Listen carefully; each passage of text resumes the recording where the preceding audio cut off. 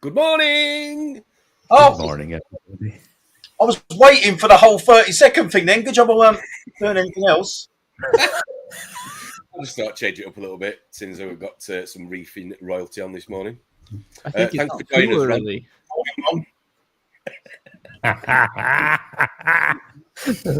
I want everyone to know before we even get started that what was told to me is, oh, you can't come on Friday due to a lot of personal stuff going on in your life. Okay, well, you can either come on Sunday morning, 3 a.m. your time, or you're never coming on again. That's what was told to me. So I set my alarm, and because I love UK reefing so much, I wanted to really just be here and support everyone. And these fucks, they blackmailed me. So that's what happened here. Yes, This is true. And you fell for it. So I did. Yeah, we said we'd put the photos from Reef Palooza on the internet from the hotel room. Otherwise, Yeah, but those can't get out. Can't get out. That explains the conversation in the green room then. Okay. yeah, good morning, good evening. What time? What time is it? Come on, what is it over there? It's 3:02 a.m. It's not morning or night. It's somewhere in between. This is the twilight zone. Twilight. what a legend. Wow. Yeah. Got What up a at legend. 2 and I said, all right, let's get on. Let's get it on. Let's get it on. Yeah. So let's start by saying good morning to everybody that's jumped in. Salem, you're going to give the shout outs out this morning. Yeah. Okay. Yeah. Where do I start? Or how do we do this? Here we go. Good morning, John Wright. Good Oh, hang on. Hang on. Morning, John. Morning, Cheers, John. Rob. Morning, John. Ron. Ronald. Oh. Ah! This keeps it warm, and I didn't know how long this was going to go on for. So Yeah, function over form guy. No fun. Dissing John Wright's mug. Dog shit, Ron. Anyway. I'll take it. Next up here. Morning. Morning, Gary. Morning, Gary. Neil. Gary. Reefing by design. Morning. I like the yellow tang there. Morning, Oh, Nick. Morning, Nick. This one's backwards. Melinda, good morning. Good lad. Morning, I've Melinda. watched like 3 episodes. I cheated. I was gonna say, I'm not that smart. I would never have told anyone that, by the way. UKM 120. Morning. His name's Anthony. Morning, Anthony. Anthony. I'm assuming his name is Dan. Good morning, Dan. You are so right. It is scary. Yeah. Morning, Yeah. Dan. Morning, Dan. East Coast Reefer. Good morning. Steve. Morning, Steve. Yeah. Hey, It's had in Norfolk. Come on. Norfolk. yes. Yeah, Norfolk Reefer. Good morning. Hang on a Morning, minute. thank you. At Reefer Palooza, didn't we test you on things like this, English counties, when we was in the hotel? I'm sure we did. It happened multiple times. I mean, it happened on the last live stream. There was a whole section of English talk. Yes. It was all part of his abduction. Yeah, I got indoctrinated, I think. Yes. I'm drinking tea this morning, actually. The thing that drove You got our your little countries pinky apart. out. Yeah. Little pinky out. Is that what I'm supposed to do? Is that the way to do it? Is that Yeah, the... your little- I'm not Yeah, going that's to do it then. I support the Boston Tea Party. There you go. what else we got in here? Let's have a look. Oh, Dave's Reef. Good morning. morning, Morning, His Dave. name's Dave. His name's Dave. I don't know. It's like an Italian last name. Ben. Good morning. Do you want to Go try on. it? You can You have a got to go. go. Is it just Giuseppe? That'll do. How the hell do you say that? Yeah, yes. Yeah, stop calling him Geppetto. Sloppy Giuseppe. Gillespie. Yeah, that makes Oh, sense. no, Yeah, no, that's- no, that no. rolls off the tongue better. No, Giuseppe, was it Giuseppe? That is it now. Giuseppe. Yeah, brilliant. Giuseppe. Morning, man. Gills Aquarium. Good morning. Good Morning, morning, Liam. Liam, good morning. Let's have a look what we've got in here. Oh, Dirty D's Reef. So Dirty you have to have a D. guess. You've got to have a guess what you think the D stands for. Obviously, Dick. Thank you. Thank you. Good morning. yeah. That's definitely why you two shared the same bed. What else we Morning, got? Dirty Dick. My windows are open, by the way. Smash and Reef. Are you smashed right now? Good morning. Little No, espresso martini well- day. His wife got really annoyed with the fish tank and smashed it with a hammer. Oh, that's True a story. better. I thought he meant like drunk. No. Morning, Tom. Morning, Sharon. Morning, guys. Oh dear. Morning, Amanda. Morning, Amanda. So, She's an so alcoholic. she'll be drinking now, 100%. There's a time. There's a place. Sunday Morning, morning. Amanda. Morning, Amanda. Reefy Reese. Good morning. Good morning, Reef. I feel like I had to say it fast. You sounded like Meckley then. That's how Meckley would say it. Rama, Banana Rama. Good There morning. you go. Good morning, Rama. Good morning, Rama. Gaza's Reef. Good morning. Gaza. Gaza. Gaza. Gaza. Got it. Gaza's. Oh dear. Ryan's Reef. Good morning. Morning, Morning, Ryan. Ryan. JC's Reef. Good morning. Nice Good morning. tag there. Wonder why there's a space between J and C. Yeah. Little weird, isn't it? Is it Jesus himself? Hmm. Could Oh. be. If so, let us be blessed on this holy day. I mean, on this stream, it could be fucking anything. True. Man, bear, pig. Steve Fox. Good morning, Steve. How are you doing? Fuck's sake. Good morning, Morning. Steve. Morning. I hope we've cooled down from yesterday. He was literally melting in front of the camera. Like He was very, very human. funny. Very funny in the green room. Yeah. What else we got in here? CNC Reef. Good morning. Morning. Mate, Bernadette. Good morning. That's Morning, Ron's Bernadette. missus. No punchline there. Respect. yeah. She's a patient woman. Jay's Real Reef UK. Good Hey, morning. Jay. Morning. Join us. Morning, mate. NSB Reefs. Good morning. Oh, he's your neck of the woods, I think. He's America. Yeah, I've seen that name a lot. Oh. Woody's Reef. Good morning. Morning wood today. Yes. Morning. Woo! You're there. You're there. Well done. Well done. Thank you very much. All right. So, you said to us just briefly in the green room, the gloves are off. Okay, so meaning if anybody has genuinely got any questions, reefing related, throw them in the comments and you shall answer them. As honestly. long as I'm not going to get sued, I'll answer them, and then I'll just like weasel my way around that with the little legal loopholes and euphemisms. I So wonder if you have the same meaning of sued as we do. Sued means getting shagged by a lady called Sue in the UK.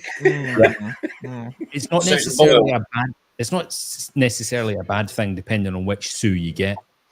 what do you call what's getting served? Look, that's getting wanked off, mate. So- Yeah. All right. Oh, Do you want to try again? there's All the tone. this sounds There's quite the pleasant tone. when I put it in your language. It's yeah, I got to think of a different term for this here. I think you could quite happily be an adopted English person, not Yeah, Scottish. what is your favorite penal code? Penal code 5150. Cool. I like Van Halen. Nice. Okay. First obvious question, then I'm going to throw it up from people in the audience. Oh, Please say throw it hello. up. Oh. Let's have a look. Why you leave then? I was working 70 hours a week and I was not living life, so I decided to live life. Good answer. Amen. Amen to that. Nothing against them, but yeah, got to live life. Okay. You absolutely Totally do. agree. Totally agree. Right, well, I'm going to start off with a question that we had sent in to us by our good old friend, Mr. Terry. Hey Salem, we actually have a two-part question for you today. The first question being, if your coral could talk, what would it complain about the most in your tank? And then the second question is, what is your favorite beer and McDonald's combination? Ooh. Ooh. I like the second one a lot. If they could talk, what would they say? They'd probably complain about how how clean it is. I'd say I got on the whole the DOC, everything. So I keep everything very clean. So to the point where they might be starving. I'm at the point where I may be carbon limited. So they might be a little bit hungry, I'd say, arguably. But at least they're not dying. And they're not overfed. So would they look more pastel coloured, are you saying? No, they look awesome. No Okay. issues with coloration. It's just could they eat more and grow a little bit faster? Maybe. But then now it's a puzzle to figure out. There's ways to do that now with the organic chemistry test and stuff like that from Oceamo. Pretty cool stuff. So second one, beer and McDonald's combination. Well, it depends, right? Because Newcastle Brown Ale? well, not that obviously.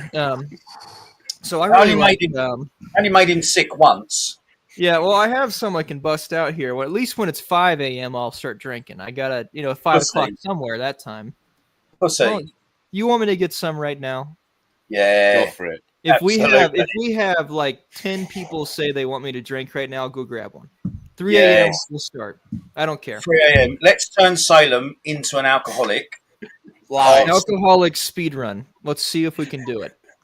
Yeah. Let's fucking do it. What we got here? NSB Reef saying McRib, and I'm assuming he means Bud Light, or is there a beer? There's a Busch Light. Okay. Yeah, so like I'm probably a Coors guy, especially being close to Golden, Colorado here. That's one. That's got two. one. That's three. Oh god. That's four. Oh my god.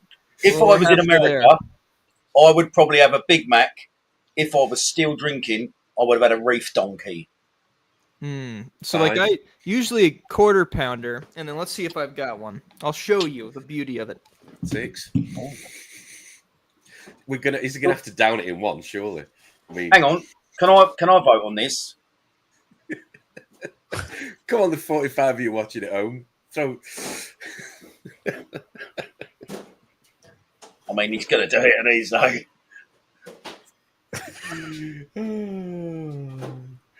I mean, he's very British, drinking at 2, 3 in the morning. So cultural. No, we do not want you as bladdered as John Wright. Wow. Right, they've all got to go. yeah, one after the other. How many is he getting? I don't know. Oh, he's gone for the brandy. I don't have a bottle opener. I forgot about that problem. Teeth, We'll go back teeth, and get one. No, teeth. hold on. No.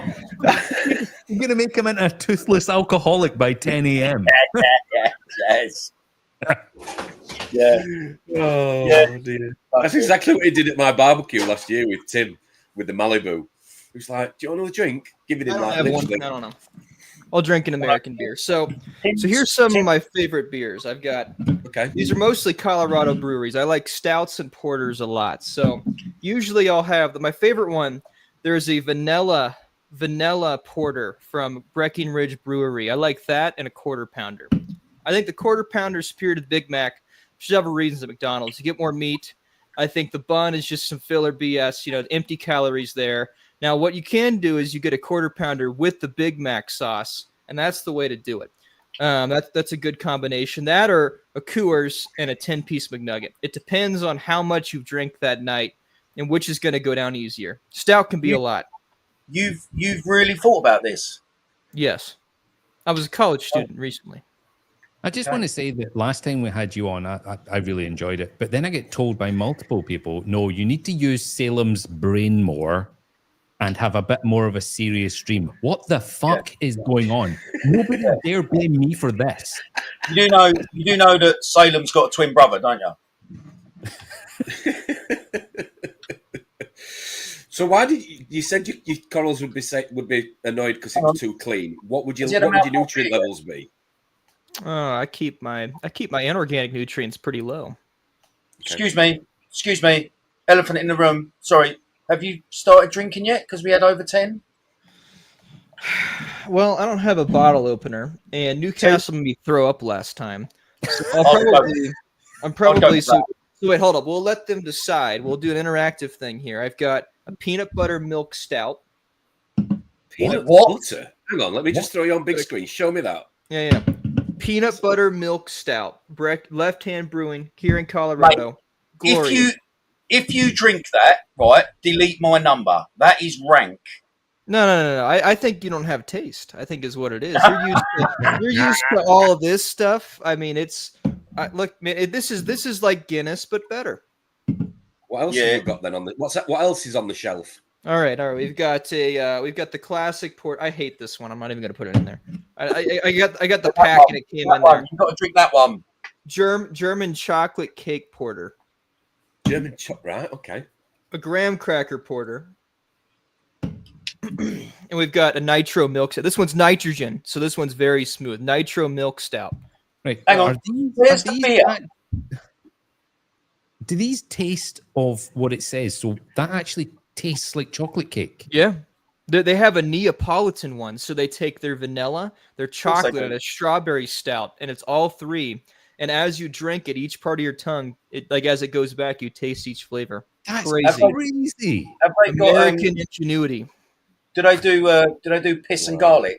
They do piss and garlic. They've got like a lemon balm one. There's lots of options. There's the brewery that used to be next to the studio. Well, it is there next to the studio. He was a chemist, right? And he would do all sorts of crazy stuff. So he liked mushrooms, like foraging mushrooms, pretty big around here. So morel mushrooms are huge.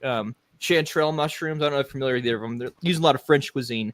But he made French and chanterelle beer. So the mash was morel mushrooms or chanterelle mushrooms. I tried the chanterelle one. Pretty good. It kind of tastes better than Newcastle. I don't think it's going to catch on in the UK, mate. I'm going to be honest. Probably won't.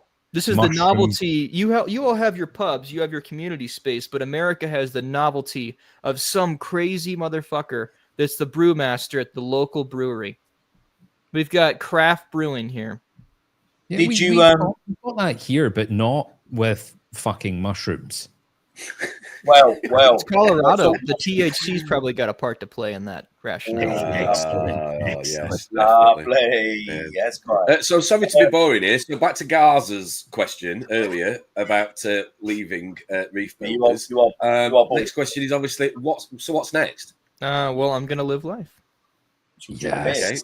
Okay. Can you elaborate a little for us? Been hiking. I've got some savings padded up, so I'm not doing anything.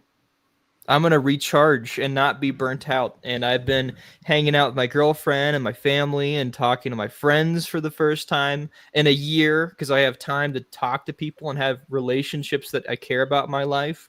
And I'm in beautiful Colorado still. I decided to stay here because I've built a life up here I like.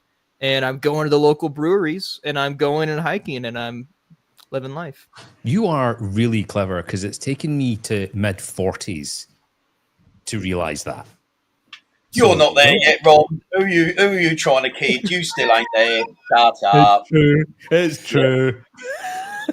I think one of the things that blew my mind when we met you at RAP was we were in the taxi. I can't remember where it was we were going, and you just literally got your laptop out of your out of your backpack and logged in, and just as you were just, I don't know, in an office anywhere or a McDonald's, whatever, in a coffee shop, you started editing the GHL post that Drippy then went on to give you the influence with the rock backing music. Yeah, the metal. The point I'm trying to make is to most other people, they may have been on the phone or they may be looking out the window, whatever. But you were literally working like it was just sort of a way of life. How it was for a year, and I took on more and more responsibility as more people quit. And the only way to get that much work done was to work like that, to where it was instinct, and it was every single second. And eventually, I said, "It's not worth it," because I'm working more than I'm living. And who wants to do that? Especially if I'm so young. Why do I want to waste my time in my 20s now doing this? I mean, I love it. Love reef builders. Respect all of them. respect the opportunities I was given, and I'm very thankful for all of that, and I learned so much. But why am I killing myself? Not worth it. Liam's asking, have you been approached by anyone similar to Remy when he then left to continue working in the hobby? Plenty of people don't really want to do it. It's just trading one hat for another, and as you can see, I'm wearing no hat. I know. Which, if you fucking hang around with him long enough, you realise something's missing here. What is it? Something's changed. Something's changed. He's got his fringe out. Yeah. And yes, Ron, I said fringe. The Edinburgh Fringe, yes. I know where you was going with that one, sir. Thank you. Okay. Right, we'll throw another question in then that's been sent in to us by a fellow reefer. Hi, everyone. I've got a question for Salem regarding aquarium photography. That's if he can answer it without throwing up. Because he does like a little chunder. What's when it comes to reef photography, I think we all struggle with getting the white balance correct and all the rest of it. I've recently bought a mirrorless full frame camera, Canon, and I am looking for a orange filter lens for it. I used to have one, but it was stolen. But yeah, so I'm interested to know what you use for photography on your reef aquarium, and if you've got any tips on how to get nice, clean, sharp pictures. Thank you very much, and I look forward to listening to the answer. All right, I just had this question. I was talking to a guy at the local shop yesterday. So the 3 things I can say to help improve your photography. If you got mirrorless, you got a good body. That's a good start. But first of all, lenses are everything. Did you see his body? If you've got a good camera body. By the way, that is Sean at his most excitable ever. Yes. Does he live in his van? Because I've only ever seen him in a van, ever. Yeah. You wouldn't believe it, Salem. He was buzzing in that video. Like a modern day version of Postman Pat. He seemed quite excitable. He seemed, Oh, what a guy. High energy. Yeah. So he's got a good camera source, is what you were saying, yeah? Yeah. So if you've got the way you got to think about investing in a camera, if you're really wanting to do reef photography or any photography or videography, is the camera body is kind of like your foundation, right? That gives you a good starting point, but it's really how you build your house after that. So any type of lens is going to be what type of house you actually have, so to speak. That's a solid foundation is great. That's a good thing to invest in, and you've done a great one. But if you're really wanting to pull off some Michael Vargas style shots, you're going to have to invest heavily in some lenses, macro lenses, and don't skimp on them. Investing in glass is most of where the money comes in cameras. So I wasn't able to really get good stuff until I dropped, well, it wasn't my money, but like $1,500 on one of the macro lenses that was like a 90 millimeter, really good one.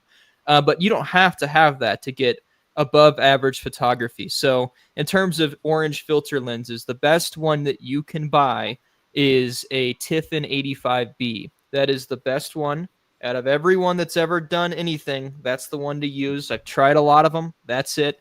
After that, best advice I can give you is learn the power trio, the holy trinity. So your aperture, your exposure, your ISO, shutter speed, all of that. So, but look up the native ISO of your camera and have it set to that range or that particular point, and then adjust everything else around that. And also, I was going to say most of the best shots, you're going to have to do work in post-processing. So it might look like ass straight out of the camera. If you're really wanting like the cream of the crop, the best of the best, highest resolution, you're going to have to do a lot of work in post, and it might look just black and like shit out of the camera. But if you're like happy with, I want it good out of the camera, you can do that too. But you're probably going to be like 80% of the way towards perfection. You want to chase the dragon, get Premiere Pro, get Photoshop, learn all that. Talk to AI. Have AI help you their camera settings. That's a good place to start have it Can I- explained can I all to just- you. Can I just stop you there? When Salem said chasing a dragon, he doesn't mean turn to heroin. Can I just make that perfectly Yeah, clear? we already knew that, Jim. Yeah, I like how you not were heroin. nodding. I like how you were nodding with everything Salem was saying, like you agreed and understood exactly what was going on. Well, where do you think Salem got all his information from? I told Drippy did all of the content. The reason that I was so burnt out at Reef Builders is because I had to wait for him to wake up the time zone difference. He approved everything I did. He was the man behind the curtain. Yeah. Thank you. Dear. I did it all for free. Didn't charge him a penny. He did. The Tiffin lens was my biggest win when I got that Tiffin lens. That changed everything for me. Post processing, I totally agree with as well. I use Lightroom, which has been a bit of a game changer for me. But that lens in particular got me the closest I've ever got shooting raw. Yeah. To a perfect photo. Hold up a minute here, because when you talk about post, whatever the word was that you used, right? At what point do you draw the line between touching up photos to enhance them? Good question. You when you're not a when you're not a coral seller who's a piece of shit, you know. Yeah, Right. you're trying to replicate what your eye sees, not what you think is going to get you more money. Yes. You know what I'm talking about, though. You know what I'm saying? Yeah, but when you take a photo with the camera, it comes out and it looks nothing like what your eye sees. So what I do with post-processing is try and replicate what my eye sees. Yeah, it's like an integrity, internal conscience, devil angel on your shoulder. Well, you could boost the saturation too more, and then it's like, well, I can't do that, and it's like that's not what it looks like. It's like, but it looks really good, and then that's this battle as you're editing. So some people succumb to the devil, and they're like 20 saturation, sell it. So that is what I'm basically getting at, because we probably all know people that have done that. And probably borderline go across the line into fraud. Do you know what I mean? Yeah. And when people are fucking buying online with their hard-earned money, that is where I would have a problem with anyone who does that. Do you know what I mean? But you can tell on Instagram, these photos, you look at the color of somebody's flesh, for example, when they're holding something, or you pick something out in the background and you go, well, that's been completely fucked with. Yeah. Well, I'm not good with stuff like that, Rob, because I ain't technology savvy, and I don't have all that equipment. Neither am I. I'm very novice. Yeah, I'm definitely would struggle more than someone who's in the know, or do you know what I mean? Just because I don't fuck about with anything like that. When I take a photo on my iPhone, there it is. Do you know what I mean? There's a skill gap to recognizing if it's fraudulent or not. As you get more experience editing stuff, or you've been in the hobby long enough and you've seen enough coral in person, you know that's not that strain. Yeah. So to beginners, it's really a kind of predatory type of move, I think. But I mean, you don't have to do post processing if he's got a mirrorless camera, has a good lens, has the Tiffin, and has internal white balancing. With my little mirrorless and the Tiffin and white balancing, I was able to get it out of the camera super clean. My editor, he would sometimes tweak the videos a little bit, but just a little bit of saturation because the color's lost a little bit, the pop is. But, I mean, it's usually, you can get it pretty good without even having to do post. And then, I use Lightroom. I never even got to Photoshop level. If you're doing focus stacking and all that crazy stuff with light rails, I mean, then you do it, but I don't know. Maybe in like 10 years I'll mess with that. I don't have time right now. Yeah, you got what you wanted from Lightroom, exactly the same as me. I did a few wee days and hours on Lightroom, and I was like, that's good enough for me. Yeah. Like a little bit of saturate, like the little the saturation curve thing where like you can just drag all the colors for mixing. I just used that, like maybe the saturation a little bit and exposure, and that's like done. Export. Same here. So yeah, don't overthink it, I guess. Keep it simple. Basics. Yeah, that's a very long answer, but photography is a hobby in itself, so that's a whole other thing. Well, you invested some money recently into some new gear. No, just an apartment. Well, did you not buy any equipment? Did you not buy any recording equipment, camera equipment? I don't know what you're talking about. What's that? I don't know what you're talking about. Must be someone else. What do I know? Right, moving on. Josh has got a question for you. Guys, you have to excuse the van. I've just jumped out of the gym. What is with vans and people in the UK? Salem. I know I haven't been on for a few weeks, so it'd be really good to see a few of your faces in a few weeks' time when I come back on. But Salem, I basically wanted to ask you, I'm moving now to a super simple setup. I'm going from the 200 XL I had running with a lot of complicated equipment, a lot of dosing, things like that. And I'm moving to a more beginner style setup because I want to try and showcase what can be achieved in reefing with a fairly simple setup and something that is achievable for a beginner. So I want to know what your take is on what you think would be an ideal beginner setup, what you would do, how you would run it, and something that basically would be able to encourage new people into the hobby in a simple way that means they can keep coral effectively, keep fish effectively, whilst having sort of a fairly low maintenance schedule and something that would be enjoyable for a beginner and would find them success. Hope everyone's well. Take care. Cheers. So, when I worked at all the different local fish stores I worked at, the big box, specialty ones, whatever, when people came to me, they completely new. Well, it's kind of a different beginner's a spectrum, right? So sometimes there'd be a freshwater keeper who had been breeding discus and doing high-end Dutch style planted like CO2 driven tanks. And that person has a skill set in aquariums already, but not saltwater. Then you have this is my first tank ever beginner. And what the tank I would recommend for each of those people respectively be a little bit different. The commonalities between them, though, I think an all-in-one is a very easy thing for beginners. No plumbing involved. Don't have to worry about a sump.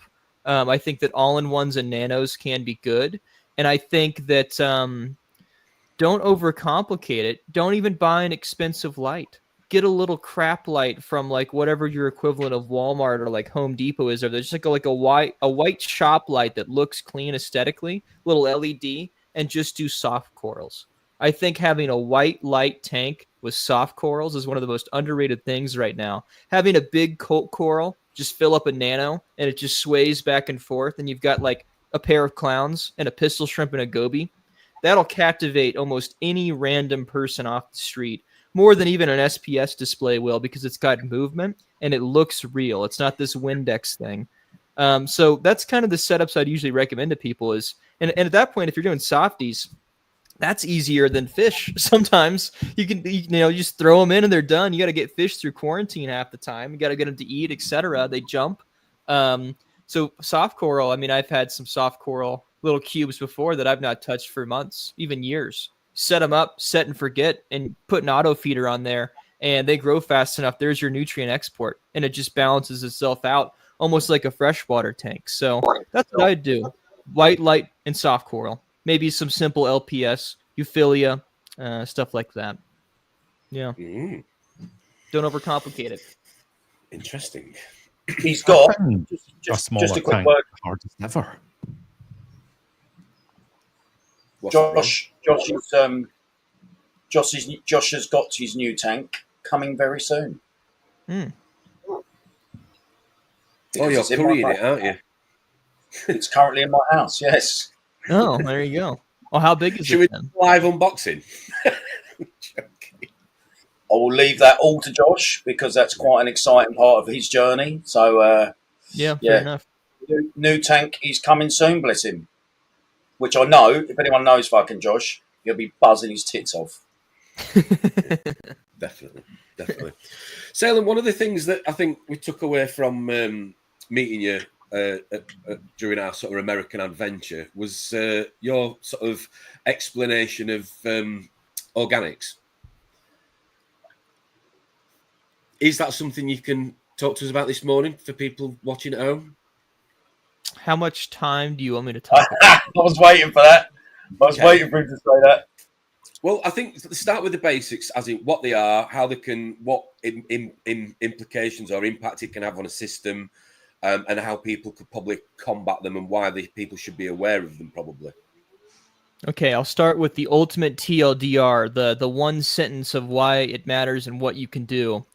Dirty water equals dirty bacteria. Do a water change or run carbon. Everything I say after that will go back to literally just that. That's the takeaway message. If you let organics build up in your system, then bacteria will kill coral. You're going to see it as coral disease. Got to get rid of it. And the most useful tools are a water changer carbon. Other tools like UV or ozone can harm the good microbes in the microbiome. So I don't like those tools. They do the job of getting rid of your organics, but they also kill all of the bacteria. Carbon and water changes or any type of absorbent. So like C-Chem, like they're absorbing stuff. I forgot what it's called, like Purigen. Like that's an example of something too that would work. And you can recharge that too. Those things won't affect the microbiome. Explain what organics are then? Yeah. So you've got, in chemistry, you've got two schools of thought, so to speak. You've got inorganic chemistry. These are the Randy Holmes, Farley type of guys. This is anything on the periodic table, any element, any metal, any metalloid, things like that. That's inorganic chemistry. And then you have, well, that's a shitty explanation because there's, okay, so when we say inorganic chemistry and reef tanks, we mean, man, this is okay. Think about things as ions, as metals, right? So like you're dosing your trace elements, and then you've got alkalinity as buffer solution. You've got calcium, all of that. Like the big three, that's all inorganic chemistry. Anything that's not tested by an ICP test is organic chemistry. So that's anything that can break down into like detritus in your tank, essentially. So you add food, you add amino acids, you add anything to your tank that's going to degrade, that's going to cause basically dissolved organic carbon in your tank. That's something you can't test for with an ICP test. It's not going to register because it's made of carbon and hydrogen and all of these other things that don't come up on an ICP test. ICP test only tests for metals, for ions, for metalloids, and that's inorganic chemistry in terms of reefing. So organic chemistry is the whole other side you're not testing for, and that side can influence the bacteria and the microbiome in your tank. Got there. It's 3 a.m. Done very well. It's like, yeah, I'm like, if I have to catch myself because I'll just talk for 50 minutes straight about it. So I'm like, how do I break it down? I wasn't paying attention for all of it. Can you repeat it again for me? I'm joking. Oh. So even things like the yellowing of the water of your tank, little things like that, what's an indicator that you've got high organics is kind of what I'm saying. So people, again, listening to this at home, is a lot of information to take in. I mean, I was too distracted with the beers and the smash burger at the time, but we were having in that little restaurant. But you explained it in such a way that I thought was really good with the sort of the good guys and the bad guys. And I think it's really important for people watching to understand, as you've just said, why people should be aware of it, and I suppose how they can combat it. But I think more importantly is to know when you've got an issue. So that's what I was saying about yellowing of water, maybe, or got it. Yeah. When you have an issue, so yellowing of water, you can do the white bucket test. Take a white bucket, take water out. If it looks like a little tingy kind of yellow, you probably have high dissolved organic carbon, DOC. There's also dissolved organic nitrogen. That's a whole other story. But yeah, that's an easy way to do it. ORP could maybe be a rough indicator, but there's lots of things that can influence ORP. There's some of the ICP companies which are now offering side add-on tests that'll test for dissolved organic carbon. So Oceamo does, Fauna Marin does. Triton offers the NDOC test, which is actually a direct quantification of it. That's probably the most accurate tool in the market to measure it. But I mean, if you have good export running chemical media and doing water changes and you don't have the yellow bucket, so to speak, you're probably okay. But it's also important that the yellow bucket test is not end all be all. You can have high DOC in your tank, but not have the yellow bucket pet. Like your water can be completely clear, but you can still have high DOC. So that's just in terms of all the chemicals, it's like alkalinity. There's a multitude of different chemicals that can contribute to alkalinity. Same thing with dissolved organic carbon. There's a million different chemicals that make up dissolved organic carbon, and only some of those are visible to the naked eye and make water yellow. So you can get rid of that group and you've got 50,000 other elements that are all elevated, still messing up your microbiome. So that's like, say, don't overcomplicate it. If you've got regular water change schedule and you've got that balance of import to export, you're probably going to be doing okay for yourself. But I avoid dosing things like amino acids now. I avoid excess use of coral food. I'll only use it occasionally. Carbon dosing I will never do. And I also do not like 1-part alkalinity solutions. So anything that has calcium formate in it, any of the all-in-one products, and I won't say product names there, but everyone knows, those are, I mean, you're directly going to be adding dissolved organic carbon through those methods. So there's a risk involved. Would sponges help with absorbing?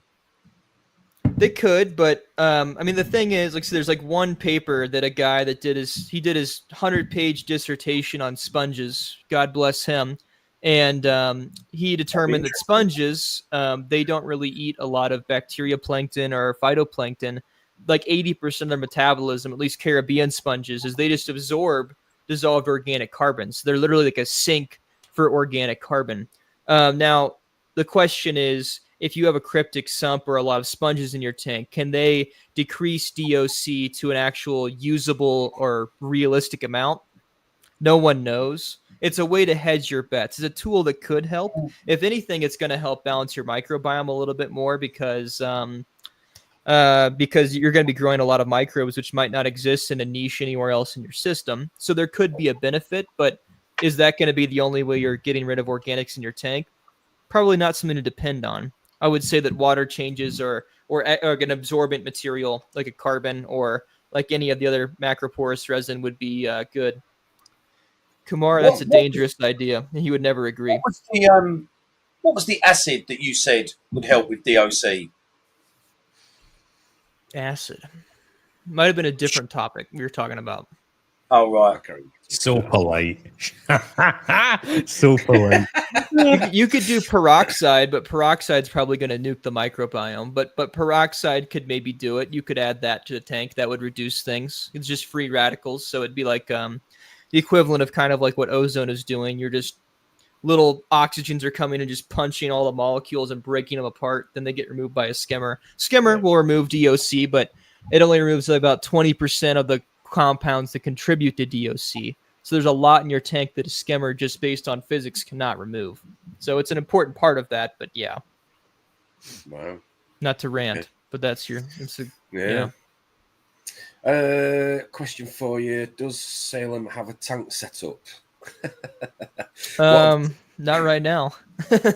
I've got 2 little tiny tanks. I've got a tank with a frogfish right now that's an Aptasia farm. I've got Aptasia that are this big. It's my pest tank. So any pest I ever had, I threw in there and let it live and saw what happened. And just I let it balance itself as a little, little biodiverse hellhole. And then I've got a little 5-gallon planted tank. Could you fit Tom in there? I think so. Frogfish might go after him. But my other tanks, all my coral's at a local shop right now. It was at the studio, but it's all at my local shop, and they're taking care of it. And I'm driving back to Kansas next week and getting all my tanks out of storage. I'm plumbing them all again. Yeah. How many? Well, I've got a 700 square foot apartment, and I'm probably half that's going to be tanks. We're going to figure it out. Brilliant. Are you on the ground floor? I am, thank God. Thank God. So you're turning yourself into a poo tank reef then, clearly. Yeah, it's gonna be like that. And that's how my apartment in my college apartment was. It was I got rid of my living room. So you walked in my apartment, it was 10 feet of tanks all plumbed on the left wall. And then I had a 2-bedroom because rent was cheap enough in Kansas. And I had the whole other bedroom was all tanks in my lab space, and I had a wall of phytoplankton I grew. It was crazy. It was How did you deal with condensation? a lot of dehumidifiers. He drank it. Sorry, Ron, go on. No, I was just asking, did you have a nickname? A nickname? Well, they thought I grew weed, which was illegal in Kansas. So they were definitely suspicious until the actual maintenance people came into my apartment. They're like, holy shit, okay. Yeah. Wow. There's a question there a second ago I threw on, sorry, from H4UT. Thanks for joining us. Any thoughts on the O2 bubbling that was brought up by Julian's last talk? Awesome shit. Yeah, I'm going to play with it for sure. I've been talking with Julian. If Julian decides to experiment, we'll see. Julian's a busy man, but I will likely experiment with it. So the thing is as dissolved organic carbon increases, the bacteria see an endless buffet. They eat all of that. their population booms, which uses up all of the oxygen in the water. That's called biochemical oxygen demand, BDO.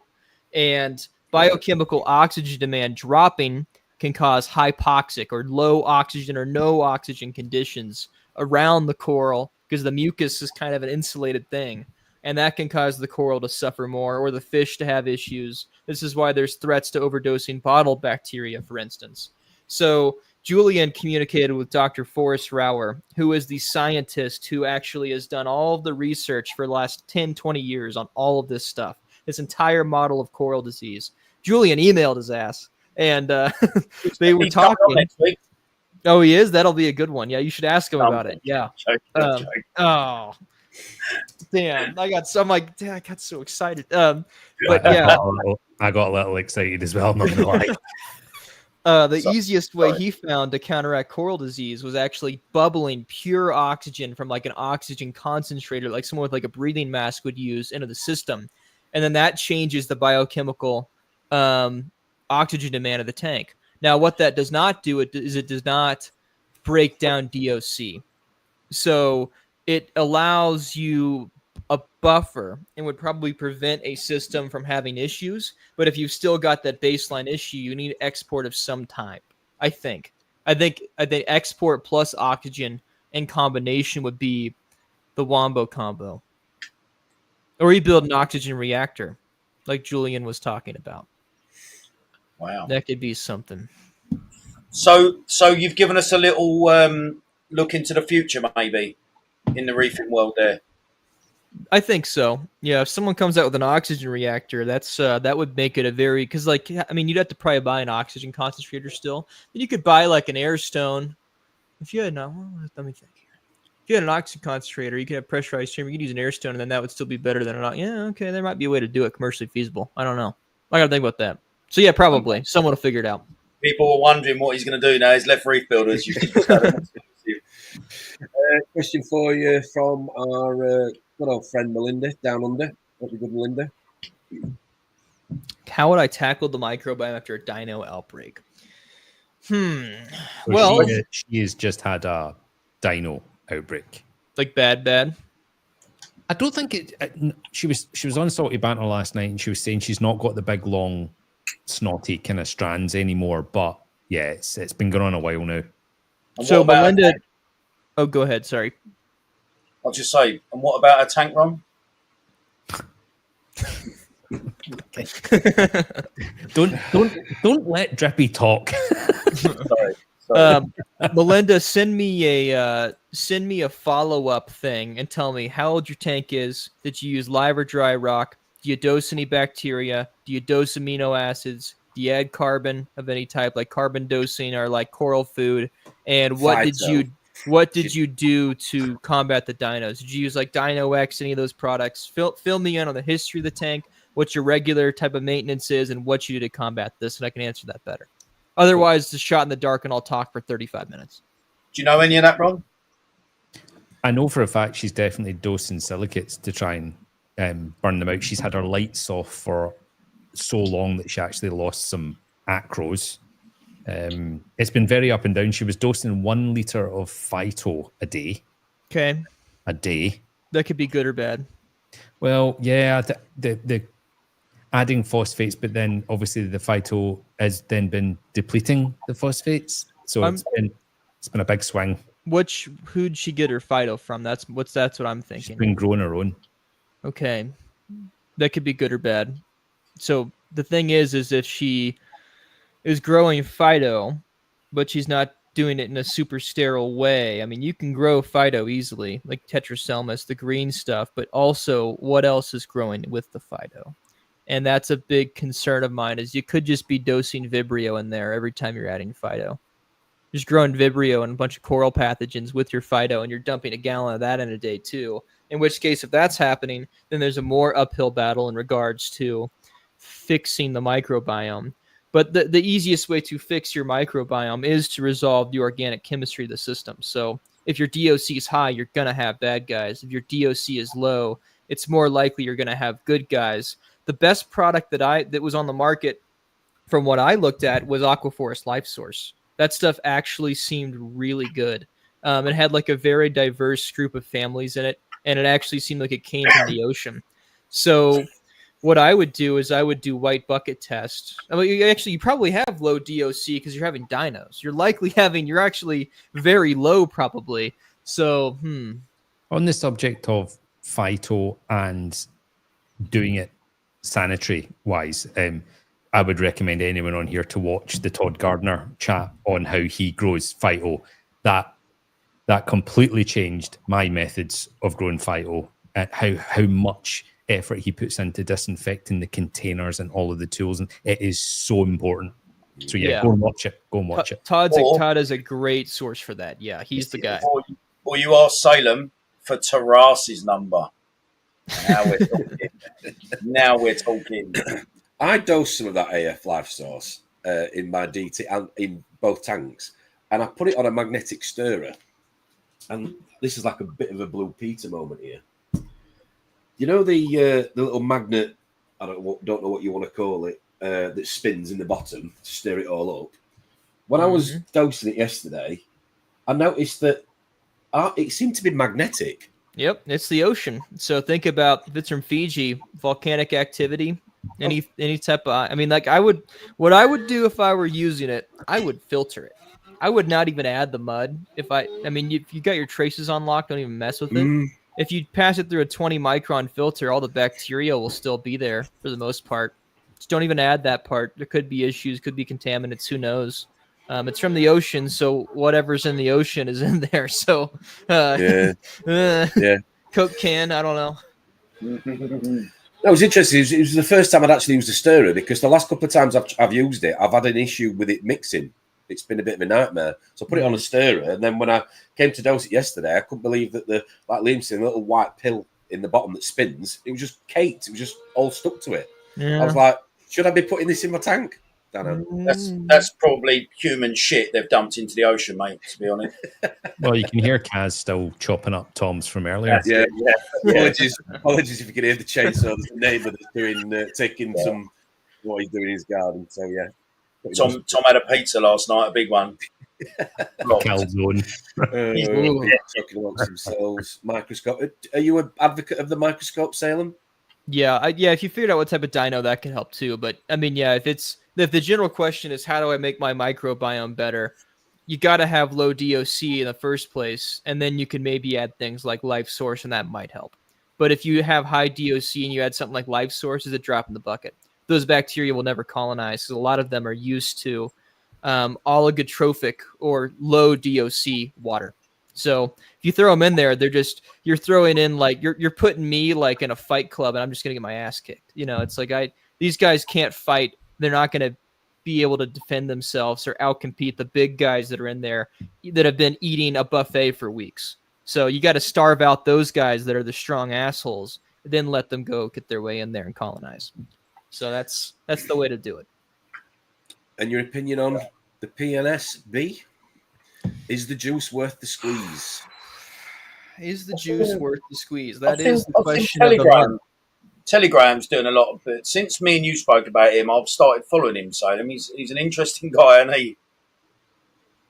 he's doing a lot with it, I think. Yeah, I've not touched it since leaving Reef Builders. That was a Reef Builders project. Now, is the juice worth the squeeze? It depends on what you're using that tool for.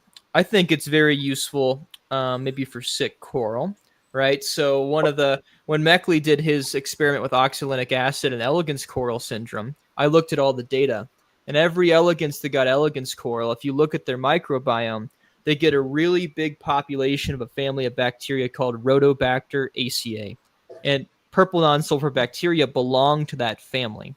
So in a healthy coral microbiome, there's a healthy, smaller population of Rhodobacter acaea, and these are good bacteria that do a job. They cycle all the nutrients. Everything you see on the PNSB bottle, all the advertising, everything they say it does, they do that inside of the coral. What happens, though, is when there's high dissolved organic carbon, is they become bad, and they become a coral pathogen. So Rhodopseudomonas palustris does not have pathogenic potential like other bacteria in its family. So if you've got a coral that might be struggling, there's potential in my mind that if you do a controlled dip or you target feed it purple non-sulfur bacteria with a delivery mechanism, maybe like Triton infused stuff, where you actually can put it in a food and feed it to that coral, maybe those good bacteria in the same family will outcompete the bad ones and fix the microbiome. That seems like something that this product could really do, and it might be worthwhile. I think that also Meckley has demonstrated, like the little study with Taras, that it can be used as a bioremediative tool, so it can lower your nitrates and phosphates. But is it going to magically fix your microbiome? Is it going to make all of your coral healthier overnight? Is it going to make your coral grow faster? Is it going to help with the coloration? Is it worth throwing 5 bottles in your 500-gallon tank because that's the dosage they tell you to dose? That's up to you to decide. Yeah, so Chris Meckley he's in a completely different world from people with small aquariums. It's almost non-transferable, really. Yeah, I mean, he has to. I mean, he's also no one I know, unless they have just the dirtiest, most neglected system, has 0.9 phosphates in it. like no one is having to dose this much lanthanum chloride to where they're having to supplement in an I mean, like, a lot of people are not. So, like I say, it's you have to determine if the juice is worth the squeeze for you. My opinion's not going to matter because honestly, it's a product that costs money and costs time and is supposed to be performing a service for your tank. And it has to come down to if you think the money spent on it is worth it for you. But what I just said is maybe what that tool can be used for, and maybe some questions to ask yourself if it's worth it for you. Okay, fair enough. Melinda's coming back to you on regarding her tank and some. Yeah. So you probably are pretty. What are your nitrates and phosphates? You tested those at all? Where are you at with those? That'd be useful information to know. Because if you're bottomed out, then getting those up would be an easy thing to help too. Might need to dose some nitrates and phosphates. You could do it the dirty way of just adding a bunch of coral food or overfeeding your fish, but then you can slide if you've got. The thing is, you can have high DOC and bottom out on your inorganic nutrients and get dinos. So it might be there's levels of how fucked up the tank is in terms of its microbiome, right? You could have low DOC, low inorganic, and just it's a wasteland. You could have high DOC, low inorganic. You got dinos, and you have every coral pathogen known to man. So we got to have some context, and maybe send inorganic nutrients, what your nitrates and phosphates are, and potentially sending out an endoc test or doing a white bucket test would be useful. But otherwise, presume that you're bottomed out on everything, I would say. Going back to Josh's question earlier about him having this new tank and it being sort of a simple setup, what is your... I know you talked about the all-in-one tank for a beginner, but for other people that are watching that have got tanks, that, slightly bigger tanks or medium-sized, large tanks at home, what was your advice in terms of what does a good setup look like for Salem in terms of the equipment and the methodology? You don't need to. It's kind of like the same conversation we had with cameras, right? If you master the basics, you don't need to spend $1 billion on stuff. You can use cheap equipment to achieve good results. And I think it's that graduation process that used to be a common thing where before the internet, when the LFS really helped people, this is how it went. You came into a store, you got a goldfish, you kept that. You got tropical fish, you kept that. You got cichlids, you kept that. You may move on a discus or like the really high-end stuff. Then you do a fish-only saltwater tank. And then eventually move all the way up to a soft coral tank. You go to SPS at the very end. It was a journey where people gained experience over years of help with the LFS to get into this thing where everyone's successful by the end. So you have to think, if we're not having that process, how is that process replicated today? What's the easiest tank to set up? And I still think that soft corals or easy LPS, don't jump straight into SPS if don't have experience keeping things. Don't spend $1 billion. Read like Julian Sprung's books and like Sven's books. Learn as much as you can. Get a mentor. There's a lot of more important things besides the tank itself, I think, that will allow for someone that's a beginner to succeed. Getting good information where someone's not trying to sell you a product is a very important one. Because every time you have an issue in the beginning, they're going to say, add this, it'll fix it. And what's the 20 downstream effects of adding an algicide to your tank? Who knows? I think we're living now in a time where everybody thinks the best way to reef is the last YouTube video they watched. And I totally understand why this is the mentality that is getting bred among especially new reefers. But I totally agree with you on the subject of a mentor. If you pick somebody who has a tank that looks like the way you want your tank to look, don't falter. No, I'm not suggesting that in any shape or form you're ever going to be able to replicate their exact system, because you just can't. Your air quality, your water, everything. But if you stick to roughly what they're doing rather than watching the next YouTube video and go, oh, I'm going to try that. Oh, I'm going to try that. Total fucking shit show. And I'm seeing it every single day. Yeah. Stay consistent with one method. Even if that method's not the best, you're sticking with one thing, and that stability will transfer to success. That's the best stability. So you don't have to have a $500 wave maker or a $500 light to have stability. You can have the bare minimum. You can go buy I was thinking of doing when I was at Reef Builders, I was going to set up a tank for $96 was how much I got the cost down to. And that was everything. And then I was going to join my local group under an anonymous thing and say, does anyone have any soft coral frags they can give me? I'm a beginner helping out. And I was going to meet them and be like a secret camera, like, actually, it's Reef Builders, thanks, or whatever. And but I guarantee that if you just did the right research and set it up, just a little wave maker, or a couple wave makers, some soft coral, some simple LPS, you run carbon, you do water changes, you get quality water, and you get someone to help you, you're going to have success. And you don't need to go, no offense, because I love the light, but you don't have to go buy a Stratton and have all SPS. You don't have to start out with that. That's a thing to graduate to. Yeah. I think this hobby, and I've been guilty of this as well, but I think this hobby is, YouTube and Instagram are great, but I think for me you've hit the nail on the head. Whereas if you're going to spend your own money and you want to take these animals out of an LFS, where you'd hope the people who own that LFS really do care and know what they're doing, I think everyone, when you decide you're coming into this hobby, you hear reefers in the shops, you see the live stream. Everyone wants to impress, don't they? Everyone wants to be liked, and everyone wants that validation. That, and I think what it can lead to is people rush in without actually spending their own time learning from a proper, authentic, known someone who's written a book, who is accredited to know what they're talking about. Do you know what I mean? Rather than watch a YouTube video, right, that might have a certain number of views, you take that as gospel. Do you know what I mean? I think, like, for example, when I first got in, you meet other reefers, and you're so eager to get to a level where someone thinks that you're half decent and not a wally. But now, as I've got in more and more, I love to spend like this morning, I was up early just reading about that. I bought that angelfish book from Julian at Reefer Palooza. So I was learning about this swallowtail. Do you know what I mean? From what he's written in there. I just think sometimes it can be, right, how do I get there now? Do you know what I mean? Is there a video that's going to get me from here to there right now in 20 minutes? And I think doing your own research and understanding why listen, we're all guilty of it, because I asked you a million questions because I don't know. Do you know what I mean? But I think that needs to come back a little bit. Do you know what I mean? People doing their own research and taking the time to find out for themselves why something might be the way it is. And the importance, you ask questions. Go on, Ron. Sorry, Ron, what's that? People just want spoon-fed now.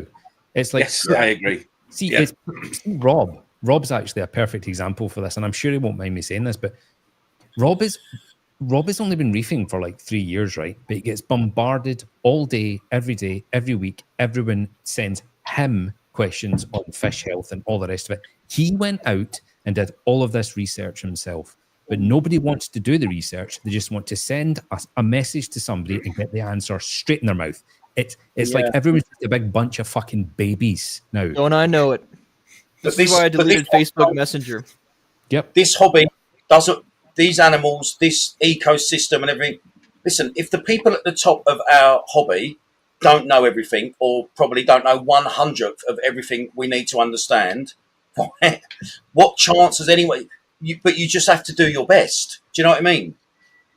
I'm under You no have to do your best. circumstances saying I will not help somebody when they send me a message. Of course I will. That's Yeah, what the hobby's about. It's about friendship and helping people out. But do a little bit. Take the first step yourself before you then just go straight to feed me.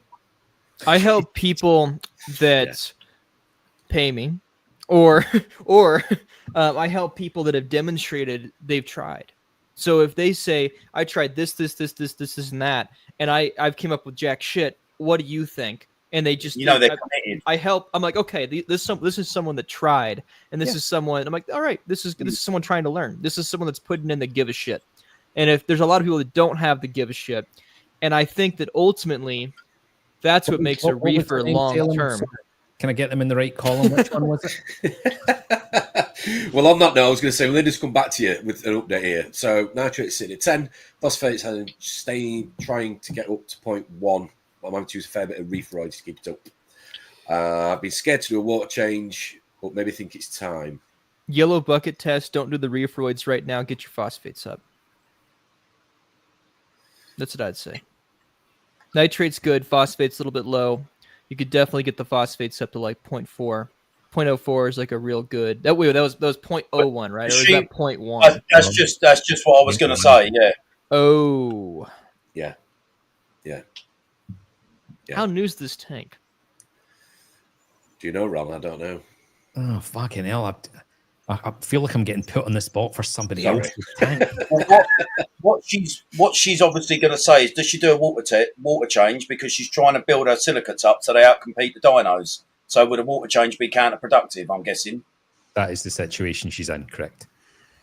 So the way to do it would be, well, do yellow bucket test. Water yellow is shit. Do a water change. With your water you're adding back in, add silicates to the fresh water you've mixed to buffer the silicates in the water you're doing. Then you drop in the bucket. No change to the inorganic chemistry. But you've changed the organic. There you go. That's what I do. Try that. Maybe.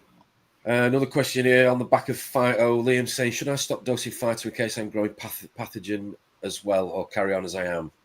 I stopped dosing all phytoplankton products, especially the preserved ones, because the preserved ones then have preservatives in them, and that's a whole other carbon source and a whole other thing I can talk about. So I don't use any of it. Yeah, bottle of death. Yeah, I think like any of those like preserved foods, like the like liquid rotifer type products. Like I don't use any of that. That's all got preservatives in it.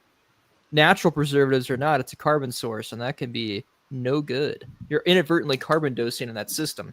And who knows if that mysis shrimp that was harvested from the wild has Vibrio populations or not. Who knows if you preserved them too. I think that likely a lot of the food on the market is very, very dirty, and we don't know about it because no one's tested it. Maybe that should change. Maybe someone should test it. Ooh. I'll do the taste test later, Salem. I'll let you know. Also, though, on the flip side, it's very convenient.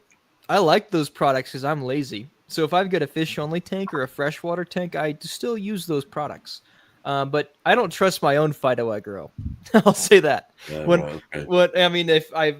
I'm in my lab doing it and I've got my autoclave, commercial sterilizer, yeah, I think I'll feel confident in the phyto I'm growing. But here's the issue is anyone that gets their phytoplankton starter cultures, where the hell do they come from?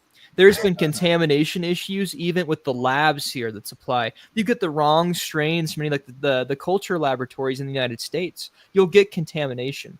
So there's a term called azenic. It means completely sterile or only one species. So the holy grail is to have an azenic phytoplankton culture, to have only that phytoplankton species in there. But the truth is, there's good microbiomes. Phytoplankton has their own microbiome, which is beneficial, and is half the reason they're productive or get all their fatty acids. The bacteria help them.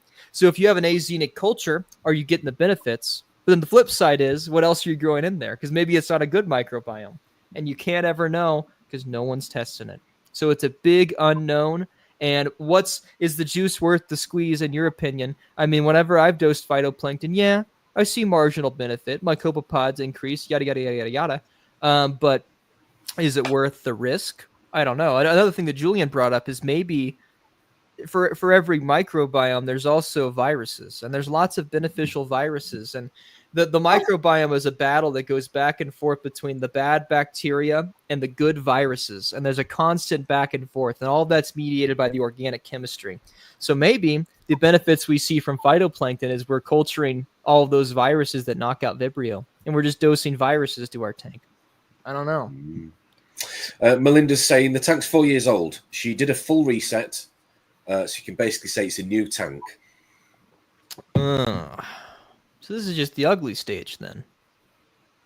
This is to be expected. This is yeah, yellow bucket test. Maybe something like Life Source. If you can still get Protobio Biodigest and it's still in stock somewhere over there, add that. That was super good before it went out of business. I think she literally just got some from AliExpress, which was kind of like leftovers from them going bust. So yeah, she's definitely got some. There you go. Yeah, that's what I would do. Just play it slow. Consider this is the ugly stage, so don't overcorrect. It's just have it take its time. I didn't realize it was reset. So yeah, you're gonna have some bumps in there for sure, just because it's gonna be kind of a wasteland a little bit. So that or adding some. I don't always like to do this because it's not the most controlled. There's some unknowns there, but adding rock from someone else's tank or water from someone else's tank. Have it be a healthy, good tank. But yeah. There was a question or a point in here. What's your take on? So Smash Reef saying the 100-to-1 ratio. What's your theory on that? What's your opinion on that? It's bullshit. Okay. I like you, Salem. This is all misinformation that some. Okay, so you want to know the history of the Redfield ratio? I'll tell you the history of the Redfield ratio. They were doing. You know what? This is a. You need a beer for this, I think. Yeah. Here's my nitro. About time, you pussy. Oh, look, it's only 4:12 a.m. for me, so Pussy. You know, it's gonna be a long day. You have a driving license, Salem? I do. I don't need to go drive. I've got my fridge stocked. Cool. Redfield ratio. Here's where it came from. Group of researchers were studying the effect of nutrients on phytoplankton populations in the middle of the Atlantic Ocean. So they would drop down buckets like 100 feet, and they would bring, or meters, sorry, they would bring freedom units over here. They would bring up the water, and they would sample the nitrates, phosphates, the phytoplankton concentrations, and they determined that the optimal range for phytoplankton to bloom is this whole Redfield ratio, the 16:1 to 3 to whatever the hell, carbon and nitrate and phosphate. And that's all it is. It's a number that describes peak phytoplankton populations in the mid-Atlantic that's cold as hell, that is nothing like a reef environment.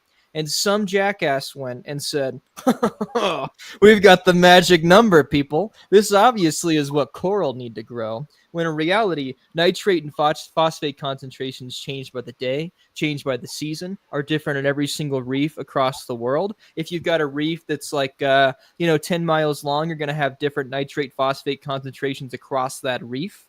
It's not a stable thing.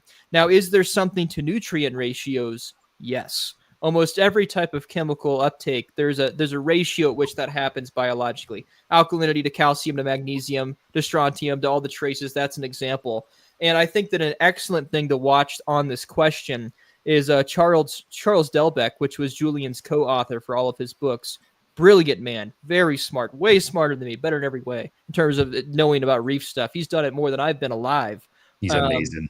He's amazing. So he did a live stream with Kenny from High Tide Aquatics, Oakland, and he talked about some observations that he's had keeping tanks for 20, 30 years, public aquarium or smaller. And he's got some very interesting suggested ratios. So maybe play with those. But the 100-to-1 thing, the Redfield thing, it's a game of telephone that went terribly wrong, I think. Do you know what? When I started thinking very differently about phyto, and not from a sense of having all the information, but when we was lucky enough to be at Top Shelf, right, and I saw Taras, and I saw all of his apparatus, and I saw how diligent he was, and when you speak to him, he talks about and how they've now moved to a new secluded like lab or whatever you want to call it for his cultures, right? You saw someone that has every second of the day not only with the knowledge, but to concentrate on making sure that those cultures do not go bad, right? So when you have people like us who have everyday jobs, they might have kids, they might have pets, the house needs tidying, all the rest of it. When I see how hard he had to work to make sure that they didn't spoil, it kind of makes you think, well, because it seems so easy for it to be contaminated, right? And you might not even have a clue it's been contaminated. So that straight away puts me off it. Yeah, no, it could be contaminated pretty easily. Phyto could. It's it's a liability, I think, but it's that risk reward thing. You got to decide, is that good for your tank? If you're keeping an NPS tank, you probably need it, right? There's if you had the opportunity to get your phyto from only terrace, you would use it, surely, no? Because you have that. But not even phyto, not even terrace does Vibrio testing. Yeah, Right. That's something I talked to him about. Right. there is a lot of the unknown, though, isn't there, in this hobby? A lot of unknown. A lot of unknown. And anyone that tells you they know is full of it. Probably doing a little bit of an ego trip because we don't know. Everything I could have said on this podcast could be completely wrong. It is our best guess at the moment. Yeah. But ventures like Aquabiomics, right, has been out how long, Salem? Close to 5-6 years now. Like 2019, Right, 2020. Right. So that's obviously helping education a hell of a lot with testing, right? And that's only been out 5-6 years. Do you know what I mean? So all of the methodology and all of the ideas from years before, which a lot of books have been written on, etc., etc. If this thing that is actually pushing the hobby forward so much and so quickly, it's only been out 5 or 6 years, mate, there is so much to learn still. Do you know what I mean? There's so much that science does not know. The study of coral is one of the most underfunded things in the world, and every coral scientist you talk to will say we have not a clue. I mean, that's the nitrate phosphate thing. Different corals will like different nitrate and phosphate ratio. Like the entire idea of a mixed reef is a fantasy we've created. That is not how reefs are in nature. And we've taken coral from the Caribbean, Australia, the Solomon Islands, Indonesia, from different regions of all of those, thrown them in one tank, put them under fake lighting that's not full spectrum, and we expect them to all be healthy. All of those have different trace element requirements. I mean, it is a miracle that anything is alive, absent a biotope mimicking one slice of the reef where you know exactly what's happening with data. It's that's what Public Aquaria does. They do biotopes for good reason. We had that wonderful chat after you came on the last live stream. Me, you, and Rob were up till 2:15 in the morning in the green room chatting, and the information you was telling me regarding water around the Solomon Islands, where was it high sulfur or high? I don't remember. Meckley told me it was like manganese, iron, anything from a volcano was like 500 times higher the set points of what you usually see in ICP. But the corals from the Solomon Islands are obviously thriving there through how long they've been there. Yeah. And a lot of it, science or whoever was researching it was potentially it was coming back to the rock. Do you know what I mean? And that was Meckley sent out. Because everyone has issues with Solomon Island corals in the United States. Anyone that's imported them will tell you they always die. Almost all of them die, and they don't live long term. So Meckley was, losing money basically bringing these in. So he had a diver take an ICP test. That was it. That's how we got the data. That's where that's from. Wow. And that's just one reef there, right?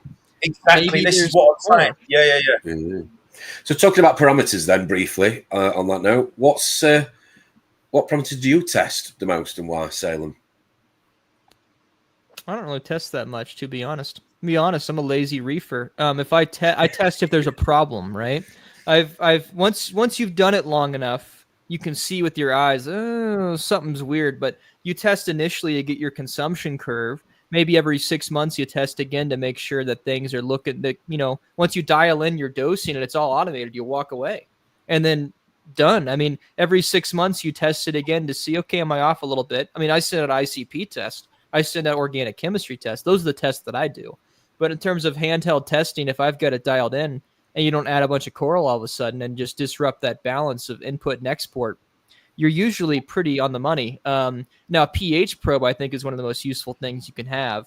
If you get your pH flatlined, like with the Meckley method or something, then alkalinity is pretty non-consequential as long as it's not absurdly high. If your pH is stable, pH is just, or alkalinity is just a measure of the buffering capacity of pH of a system. So you can have a swing in your pH all day, and it doesn't matter if your pH, your alk all day if your pH is like this. So pH probe, ORP is a decent indicator. Decent, not even good. It's like a gut check indicator if there's a problem with organics in the tank. Yellow bucket test, nitrates and phosphates sometimes. But if you're a beginner, test a lot, because I'm got to that point through I've just grown coral for long enough that I can see if there's an issue, then I test. I'm more reactive instead of proactive, because I'll get things dialed in the beginning and it'll be done. Or I'll have auto testers. Those are convenient too. Things like the AquaWiz. I don't know if you guys have those over there. Those are game changing. Starting to come in now. Yeah. They're awesome. That's an awesome device. If I'm gonna set up these tanks, and I've got a bunch of Neptune stuff, so I'll set those up. I'll have a Trident on there. I don't have an NP, not used one of those yet. So, and then I'll probably get an AquaWiz in the other tank, and that'll be all I do on that tank. It's just the AquaWiz, and then I send an ICP test, a lab test. I'm gonna do Oshimo's new test, the organic chemistry one. That's some cool shit. I want to use those a lot. So in terms of nutrients, just briefly, what do you believe the parameters or the ranges should be for a stable environment, reef environment? Go for a mixed reef as an example. I don't know. Every tank's different, isn't it? Do you know what I mean? I think every coral's different, and I think that there's I think that stability is important, obviously, right? So whatever you choose your parameters being, I think there's a lower limit that you have to get past, right? 0.01 phosphate's probably too low. You probably need like 0.03 to 0.04 phosphate at the absolute lowest. I try to keep things like below 0.1, and I'm happy. Nitrates, I think, should be a lot lower. I'll try to keep nitrates below 5. But sometimes corals like higher nitrates. It depends on the coral. Soft coral tank, I don't give a shit. I don't test ever. I throw it in. I let it get dirty because they love it. But if I'm keeping SPS, I'll keep lower nitrates, and I'll rely on the nitrogen import from stuff like urea and ammonia instead, because there's a lot of evidence that detectable high nitrates can be pretty bad for coral long term. So, it's a balancing act, and it's a constant playing with numbers. I think it really depends on what coral you're keeping. And then there's also a lot of examples to where nutrients don't even matter. Richard Ross's tank is like, I don't even know how high the nutrients are in there, and it looks spectacular. He doesn't even worry about it. I mean, him and I did a podcast before I left Reef Builders talking about nutrients, and we're like, we don't know enough about it. I mean, corals are pretty adaptable too when they're aquacultured. So Nielsen's Reef on pH, sorry, Drip. I constantly get over 9 confirmed on 2 different probes. Surely I don't know about that. I don't know about that. They'd crumbled by now, wouldn't they? I think calibrate your probes. Now, I can say, though, that I've gone stupid with pH before. I was doing that when Chummingham Reef was real popular back in the day. I started playing with that stuff, and I was keeping it at like 8.7, 8.8. And it's a danger zone. It's like Kenny Logan's song there. You get some fast growth, and you get fast growth, and stuff looks pretty rocking, but other stuff is pissed. And if you got a little bit more, you'll have stuff die. So I think 8.4. I mean, anything above 8, and you're good on pH, right? That's your miracle. You're even above 8 with a house full with CO2 pooling and all that. But if you're getting 8.4, you're rocking. 8.5. That's some hot shit right there. But yeah, I don't think you're at 9, man. If you were, I would calibrate those probes. I would clean them, do a little vinegar bath, or like citric acid, scrub them all, and then recalibrate them. And if they're over a year or 2 old, get a new one. Maybe I'm wrong, though. Or just stop sticking them up your arse, Pete. That could help. Oh, dear. We've got a question from our good old regular compadre, Mr. Dong. Salem, Oh, of course. good work on the Reef Builders Studios. I watch every single of your videos. Excellent. So you're a new start. So now here comes my question. So I'm holding this, that's a fish source. And I'm holding this, that's a scientific paper describing using fish source to feed aquapora. So this is published in 2022. So I want to know that how you feel about this. So basically inside this bottle, there's plenty of amino acid. And of course, there's some beneficial bacteria according to the label. And also that some marine origin proteins, lipids, all that kind of thing. So it's supposed to be good for coral. I did try a little bit. So I put about 1 ml of this fish sauce into my 125-gallon tank. Boom, all the polyps comes out. So I do not know about the long-term effect of that. I just want to see how do you feel about that. And also I have other things down the line. That's honey, maple syrup, mango jam, and of course that guy. So good work and looking forward to your live stream. Bye. What a man. What a guy. It's just so good. I just fucking love him. So, I mean, we all know Dong's got, well, I don't know what he's got on that shelf on his desk, but what was there? There was fish sauce, honey, jam, maple syrup. This is something I've been thinking about for a long time, actually. So that's pretty awesome. I didn't know there's a paper about it. So I just tried to find it while he was talking, so I can't find the paper, but I'll read it and actually give a better opinion after reading it. But okay, so jam scares me. That one scares me. That's like dosing sugar, like carbon dosing directly. There's probably similar carbon chains in there to where I don't know about that one.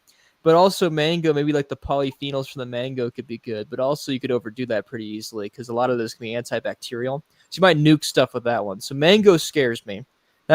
Honey, I know Isan is used as a treatment for giant clams. And he did a Manaduka honey dip, or Maladuka, whatever like the really expensive ass one is. And there's like some antibacterial properties, anti-inflammatory to honey. Dosing it in tank, again, I think all of these can be overdone really easily. This is like a knife's edge if you're going to be dosing these types of organic carbon sources. Because I mean, there's a lot of different chemicals in there that can do a lot of different things. I think the safest of them all is fish sauce. I think that fish sauce is actually pretty interesting because it's fermented. So I don't know if you can buy like live culture fish sauce. I don't know if they pasteurize all of it or how that works. But if you could buy live culture active fish sauce, what are you dosing in that? That's interesting to me because it's like a probiotic and a prebiotic. You could actually influence the microbiome. And yeah, it's like he said, there's all of that's a lot of marine stuff that's been isolated and fermented. So you could actually get some families of bacteria, which might be fermenters in a marine environment. So that's actually really interesting. And it's also all mass produced. It's not the concoction, which scares the hell out of me. Just a dude doing it in his house, and it's inconsistent batches, and it's buffered up instead of down, so fermentation might not even be happening. I don't that scares me. That's a rabbit hole I do not want to go down, and it's probably dangerous. But this is mass produced, quality controlled, consistent. God damn it, Kumar. Kumar he's been dosing omega-3 fatty acids, like fish liver pills. Like what is it you're dosing in your tank, Kumar? He's doing weird shit too. I talked to him recently, and I've been thinking about what he's doing. Yeah, I'll read the paper, Dong. Thank you for the kind words. Fish sauce is probably your best bet. Honey as a dip, maybe. Honey and mango and maple syrup in tank scare me because those are simple sugars. That'd be like dosing sugar or like dosing vodka, I think, and that could be bad. That's a tasty tank, though. That is a tasty tank. You said his acro's open too, so there's, yeah, that's interesting. I think what interests me with anything like fish sauce, if it is over time a positive, is just finding out in a tank, whatever size tank yours is, okay, what is the correct amount? Do you know what I mean? How could I work out, bearing in mind the ocean is the ocean, it's pretty big, right? It's pretty big. This is about 450 litres. Do you know what I mean? So it's working out. Yeah, great idea. Yeah, it's potentially a positive and of benefit to your system, but how much of it? Do you know what I mean? And that can't be a lot. Can't be a lot. And No. you'd have to have something like Oshimo's like organic chemistry test, the organo MS test. See? That could be a good way to dial it in. And without these, that I mean, how long's that been out? That would like 2 weeks, like if even like a week. Just came out.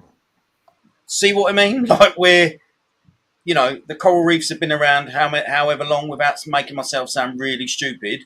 We're talking what, thousands of years? Yeah. And 2 weeks ago, there's a test that come out that might be able to help us. So that's the bit that blows my mind. I'm trying to find this paper right now. If I can pull it up, then I can show the data. I took my cod liver oils about half an hour before the stream. Thank you. That's why I'm so. That's not jaundice, by the way. That is a tan, but the lighting's not great in here. I found it. Oh, you can share it if you want. Let's Eternity, even Mantis. By the way, just quickly while he's on the Tom, I will reply to you. Work has been mental, so I'm not ignoring you, mate. I appreciate you replying to me, and I will call you soon. Thank you, sir. Is this Tom Glazier Mantis, Tom? Yes. Yes. He needs my advice on something to do with quarantine that he's trying. He needs my knowledge. Fucking really does. I'd love to be privy to that conversation. Wow. Yeah. Oh dear. Drip, how's the copper band doing in the tank? I saw it a minute ago. Yesterday, I went to see Rob because I took Rob a coral yesterday, and I also took him. Some of the Captivate, Integrate. Don't know where they are. I took him some of the Pica Plankton. I took him the 3 that I use. Can't think where they are. So I took Rob a little bag. I had to keep it in my pocket so his neighbours didn't think we was doing some kind of drug deal. So I gave that to Rob just to test, which he has on his spawning tank, and said, like I get, the most insane reaction from coral. That was something I was going to speak to Mr. Nerd down there about. But on the way back, I had to go and pick up something for someone without ruining it for them. And I was in a shop and I was chatting to Ren, who's very knowledgeable on fish, Ren, and I saw this copper band and it looked slightly different to me. And I said, why are my eyes thinking that copper band is slightly... So this is an Australian one. So then I started speaking to Ren about the differences, and although it's not the Australian one that just has the 2 gold bands at the front near the eye, so Ren explained to me that where this is from, and then I started, I went outside on my phone and I'm looking at it. It's hardier than the Indo, more hardier than the Indo. It's a big size. It was eating like an absolute bull elephant. And my UV, I rung Rob straight away. Excuse me. I rang Rob straight away and said, listen, I said, the ick that I think was ick previously in my tank, the UV's been running a month. I said, how long, realistically, in your opinion, do you think that UV has to run before it could be deemed safe to add fish? And he explained that with a month, which I think it's been close to 5 weeks, with a month, it's run a cycle, whereas nothing's really going to get any better. You could run it 5 months, but nothing really after the first month. You've got it to the end of its cycle. So, and I saw this fish, and I just thought, you know what? I'm gonna have a go. I have changed foods. So yeah, I'm hoping for the best. Good. I will do everything I can. Yeah. Nice. Are you all right there, babyface? Yes, I had to leave to restart Chrome because I got a new computer, and then I had to do permissions to share screens. Okay, I figured it out. I've got it figured out here. Okay, Here's the, if it lets me share screen. I don't know if you can see that or not. Oh, there we go. Okay, here's the paper, 2022 paper, like you said. The term voodoo, I don't know how to pronounce that correctly, is what they refer to as fish sauce in here. Did 3 treatments here. They did Artemia, so baby brine, and then the fish sauce, and then they had a control. Here's the different percentages of fatty acids and protein in them. You can see the voodoo or fish sauce is a very high amount of ash, so that's kind of concerning. But it does, and it's also got lower protein than Artemia. It actually is like the worst nutritionally out of all of them. Like this is actually like really bad. Literally just thinking exactly the same. Yeah, this is the shittiest out of all of them actually. Looks like Artemia. Oh, coral food has higher protein, same protein. So Artemia is probably the best. But then you got micron size to worry about, so not everything can eat Artemia. And then here's growth rate feeding each one. So here's month 3. And you can see, though, that despite that, fish sauce actually led to the fastest growth. So that's that's pretty crazy. And that's after 3 months. Artemia actually had negative growth after 3 months. So it actually was impairing the growth of different corals. So despite it not being nutritional, that says to me, maybe it is a microbiome thing. Maybe it's the fermented stuff in there, and it's not actually the nutritional source. Also, it's got this really interesting line down here. In this study, the unfed treatment proved that photoautotroph, so living off of light, itself is not enough to satisfy the daily energy and nutrient requirements for branching Acropora digitifera. They had minimum or almost no growth at all. Although unfed corals may experience a rapid increase in skeletal extension, their tissues grow at a slower rate due to the non-carbon nutrient from zooplankton. That says to me, there's the origin of burnt tips. There you go. Things are hungry. So if you've got burnt tips in your tank, maybe feed more. That's the first time I've seen any study even mention this phenomena, so that's pretty cool. It looks like, where was the dosing of this? If someone wants to try to dose fish sauce in their tank. Could it also be that wherever those corals are that they've done these tests are, temperature has a massive impact on growth, whether it's coral or fish. So depending on where in the world those corals are from that they did the studies on, and the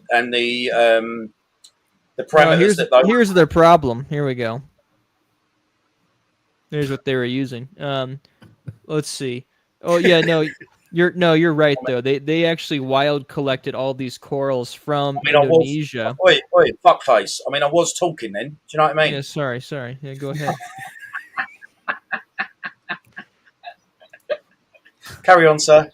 No, go ahead. I don't have any thoughts. No, I had nothing more to say. That was it. No, I think you're right, because look, it says they only did one species of Acropora. They collected it from Indonesia, 5 meters down. So you got to think how much par that is. That's crazy amount of par, and it's all full spectrum. And they're lighting them under a hydra, which is not a full spectrum light. So immediately they're going to have a big, and they're keeping their salinity at 34 to 30, 33 to 34. Like what in the hell? So at zero ammonia dosing's proven to be. So I mean, there's a lot of different variables here. To where this could have just been them adapting to captivity for the first time. So that's the thing, is without long-term studies with already captive corals, a lot of this could just be written off as this cannot even be proven at all. I think it was, where's the methodology here? I also not even looked into how many of them survived. Probably not a lot of them, because most people can't keep coral that are researchers, because it's a different kind of skill set. I think it was like, I'll find the dosage. It was like they put 2 milliliters of the fish sauce into 100 mils of water, and they added that over coral or something. I think is what it was. I missed it on there. But yeah. I think people sometimes forget that corals are animals. Do you know what I mean? Yeah. So things that affect us, things that affect fish, will also affect corals. Yeah. I think, I mean, it's, fish sauce, man. What the hell? Dong. Good old dong. Well, I'm sure someone's going to try it. How great that someone out there with his investment in his farm is trying these things. Yeah. That's good. I guess scientists are trying it, but someone's got to do it. So Tom's saying, Salem, would it also matter if you say you fed live foods that they were gut loaded to be more beneficial, like feeding live foods, cultures, pods, artemia, etc.? Yeah, there's actually some papers that show that rotifers, when the best way to deliver probiotic bacteria to corals is to feed them to rotifers, then feed the coral to rotifers. It's like a living pill. And they showed like a lot of really good benefits with stuff like that. So maybe that's how you use your purple non-sulfur bacteria. You grow some rotifers and feed them only that. Maybe that's the way to do it. That might be that might make it worth the squeeze to them, because then you're getting a little pill that delivers the bacteria and the food, and it's more nutritious, and it's got carotenoids then, and it's yeah, that's also a good point. Who knows what they were even feeding the artemia? Well, I guess they just hatched them probably. But yeah, then they're deficient because they've not grown them or like fed them any phyto or anything. So yeah, I don't know. See, this is science, right? We can sit here for 2 hours and be like, this study's just bullshit, and it might be. But also maybe not. Maybe fish sauce is the savior. We don't know yet, because someone needs to test it long term, like Dong. I have decided to go back a lot more now, even though it costs me more money, to just feeding my fish live food rather than just frozen. And the first thing that made me sit there, because listen, we're all busy, so frozen food is so easy and simple, right? And I get it. And I'm not saying I'll ever go, firmly go away from it, but just even the behaviour in my fish when live food is added compared to frozen is enough of an indicator to tell me that they need it for many things. Do you know what I mean? So I have bought that. Bear with me, because it'd be interesting to get your opinion on this. Ron, I like your water bottle. That matches the code on you, and I've just clocked that. You see that? I don't. Sorry, Drip. Yeah, go on. Yes, I'm a huge fan of Selcon. I used it to completely reverse HLLE in all of my tanks. So, yes, I think it was you, Ron, that might have, and then Paul obviously said that they start, and I just thought, do you know what? If you don't give it a go, are you really trying the best for your animals? Do you know what I mean? So, I know this has been around a long time, right? So there'd be plenty of opportunity for this to have been pied, binned off, and forgotten about. Do you know what I mean? And I started going through a few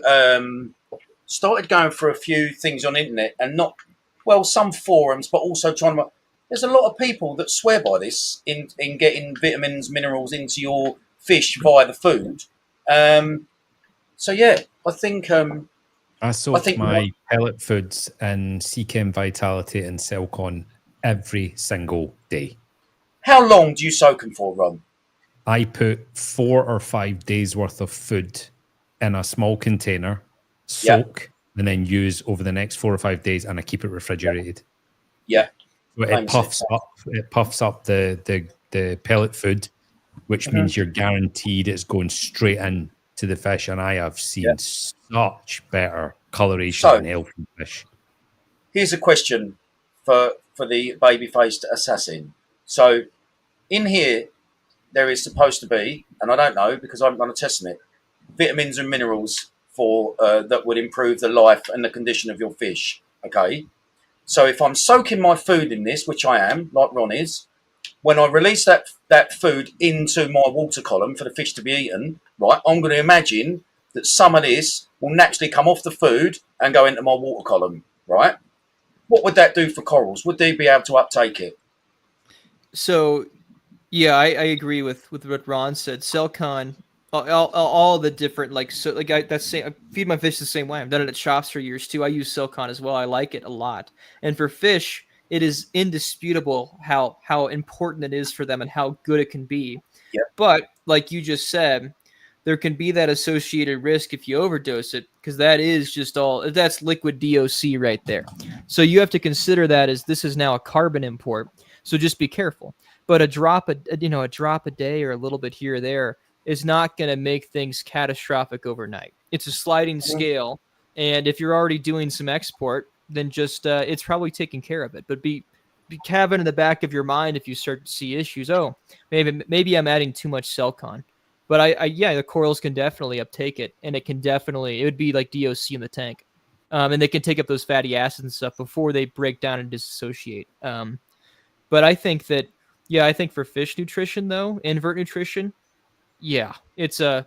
I mean, what I would use or what I'm going to use is I'll have Vitalis or Nutrimar, one of the cold extruded foods. I'll have TDO, maybe like a PE type of pellet, and then I'll probably soak them all. I think TDO and I think like Vitalis or Nutrimar are probably the two best pellets in the market. I think they're both, I think, excellent in their own ways, and they complement each other a lot. And Vitalis that's in the UK. They make that there. That's a really, really good food if you guys have not used it for fish. But I think it's in the north of England, I think. Mm-hmm. Are there any products out there in the market? And again, I know you probably don't want to mention names or brands. Are there any products out there that you can sort of say you don't recommend or people should avoid? Bit controversial, I know. There's not really any controversial fish foods. Not that I can think of. I mean, there was a company back in the day in the United States that had coral food that was just they bought all of the rotting fish from like every like fishmonger and like all of like old like expired frozen food. They made coral food out of that. Like that was kind of questionable, but I think they're out of business already. So there's not really like any fish food controversies. I just think that I don't know if are you guys familiar with the Vitalis stuff at all? Yes. You guys, yeah, okay, there you go. You already know. Yeah, Vitalis is kick ass. It's different. It's higher quality, and TDO is the same way. The way they top dress it with the algae and stuff. I like those foods a lot. I think Vitalis is the one that March from Fragbox in Canada pushes quite a lot. Yeah, probably. They just got in the US last year. I think he's over here visiting them in the next, I think it might be this week. He's in Glasgow this week. It'd be a cool trip. Ah. Is he going to be having one of your macaroni cheeseburgers? Absolutely. I fucking hope not. Oh dear. So you're having a rest. Everybody's been asking you what. Have you got any idea of what you're going to be doing next? You must have had some time to ponder. Many opportunities maybe present themselves. You're going to stay in the hobby or in the business, or are you not? What do you want from the hobby? I want to help it. I want to make it better. Good man. Good answer. But does that mean that'll be my source of income? Are there companies out there that you think you can do that with? Yeah, I think so. I think that as I work for Reef Builders, I think originally I started out with the mentality that many Americans have, which is all big business is bad. It's all evil. It's all corrupt. And as I met everyone in the industry and met these owners, I realized, oh, they're just people that give a shit. And they've just become successful and they happen to have and there's not some mega corporation that's in reefing anyways, really. Like it's all really small companies in the grand scale of things. And I think there's a lot of people that are definitely trying to do the right things. And I think that there's not really like a lot of malicious stuff that goes on. Besides like the occasional thing and usually like the vibrant algicide, right? Like that gets exposed pretty fast. I think the biggest thing is just with new technology and new information, times have changed. And I think there's a lot of ignorance about what is new and what the cutting edge science says about coral health. And I think that a lot of misconceptions and misinformation have informed product design. A lot of people that aren't scientists, who don't have a scientific background, hear things like the Redfield ratio, then make a product about that, right? I think that's not, a good example, but you know what I mean. There's a lot of the pipeline is shitty information, and the reef side leads to product development, which is then a shitty product because it doesn't actually work in the grand scheme of things. But the intentions were all good, so I think that's what's going on. You're going to have companies that might not be favourable towards the Biomix, the Oshamo testing, because they've been making money, their business, their livelihood is making money out of products that might be deemed, with these new testing, not once as great as what everyone once thought. And that I call survival of the fittest. The market has changed, information has changed, and the market will shift with it. It's the same as when ICP first came to the market, and all of a sudden the quality control of every dry good that we had that was inorganic based or any salt skyrocketed. And any company that didn't change and decided to still use copper, so whatever type of impurity, Yeah. they went out of business. And I think that's just how that's business. You know, as the horse and buggy industry went out when the Model T became affordable. Was that a bad thing? That's progress. So I think that's how I see it happening. I mean, I will you be totally doing agree. much of your own stuff? Sorry, Ron. No, I think this hobby has a terrible tendency for people to not move with the times and stand and say, boo hoo, my business is failing, when they've not even considered pivoting or evolving along with the hobby. And it's starting to absolutely drive me nuts that these people sit and cry in their soup when they should really be just trying a little bit harder. I know it's not easy. But try a little bit. Your business is not the same as it was 30 years ago. So stop opening your door late every day and doing the same shit every day. Pull your fucking socks up. Do better. Yeah. But that's also where we, the reefer, and I'm talking about anyone in the chat, anyone across the world who's reefing, where you can do your own research and make up your own mind. Do you know what I mean? Whether something or someone, some company has been giving you this product for so long, but if you see someone that you trust and they're doing real research, and I mean real research, and they're gathering real data, then you can change with the times. If a company decides not to, they probably ain't going to be around much. They probably ain't going to be around very long. Yeah. That's how I see it. Especially when it's such a niche hobby as well. As a business model, your customer base is tiny compared to, you know, cars, mobile phones, electronics, whatever you want to call it. But there's, not everybody needs a fish tank because not everybody's in the hobby. But the thing is also, look at the technology of cars. And I forget, but we all know what a car is, what a car does. You know, there's probably very minimal ways that you can make it better. With the reefing world, no, we haven't even scratched the surface. And I think the minute you do your own research and you start learning out of a book by a trusted mate, if you're anything like me, and I'm an idiot, right? But it kicks me down the road with such a propeller and energy and enthusiasm to learn even more. Once you've learned one thing yourself, it's a great feeling. Actually learning yourself rather than relying on something or someone else. I think there's plenty of companies that are up to the challenge too. And that was an opinion I didn't always have, but after meeting them, I think there's plenty that are up to that challenge. I think that there's just no formal type of testing or declaration of here's what seems to be true, or we need a rule. There's no arbitration of the industry that occurs in an objective way. No one has came in and said, okay, we have proof this method does not work. We should abandon this now. There's not a organizing, not a government, but you know what I mean? There's no one that really has authority to say, this is not working. Let's pivot here. Let's focus R&D here, things like that. And that probably won't ever happen. But I think that there's plenty of companies that, if given the opportunity, would probably try to do better. Cool. There's something that we've not talked about yet this morning. I'm conscious of time. What time are we on now? Back where you are? You're nearly 5 a.m. Time for your cornflakes soon, maybe? Yeah, 5 a.m. I've got a real busy, thing. I got to get at 6 a.m. Yeah. I'm not doing one of the topics that people wanted to talk about, I think, on the back of your last joiners that unfortunately didn't have time to talk about, was pollen. So we wanted to talk about pollen. So it's something that I think, I know it's something that's been talked about more now than ever that I've been in the hobby in the 10, 15 years, whatever it is, because it's literally over the last 12 months, it seems to be a regular conversation this time of year. Can you give us a bit of an explanation in terms of what you know about it, the causes or the impact on a reef tank and precautions maybe, if any, people can make, please? Yeah, actually, it's from your neck of the woods. So Dr. Mike Sweet works with Jamie a lot. He doesn't get enough credit. He's done a lot of the work on the microbiome and everything.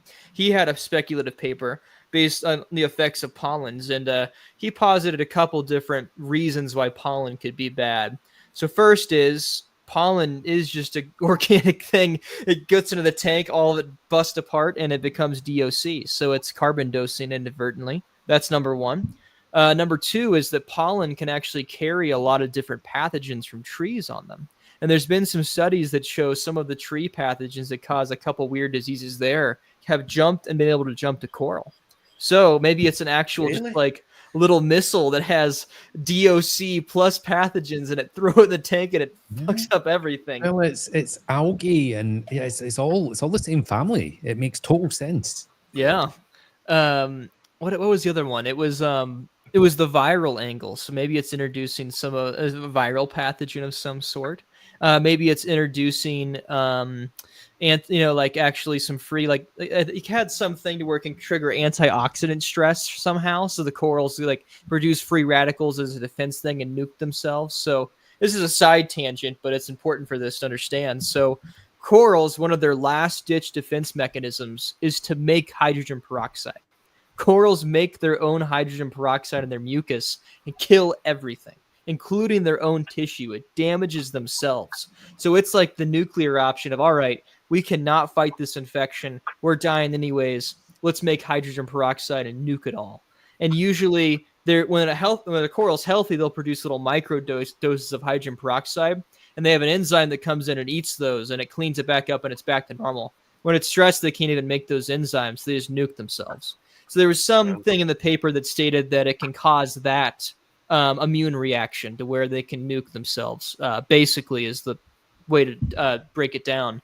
So, yeah, I think that pollen is definitely an issue. We don't know which of those things could be true. It could be all of them. And I think the best way to combat it is, well,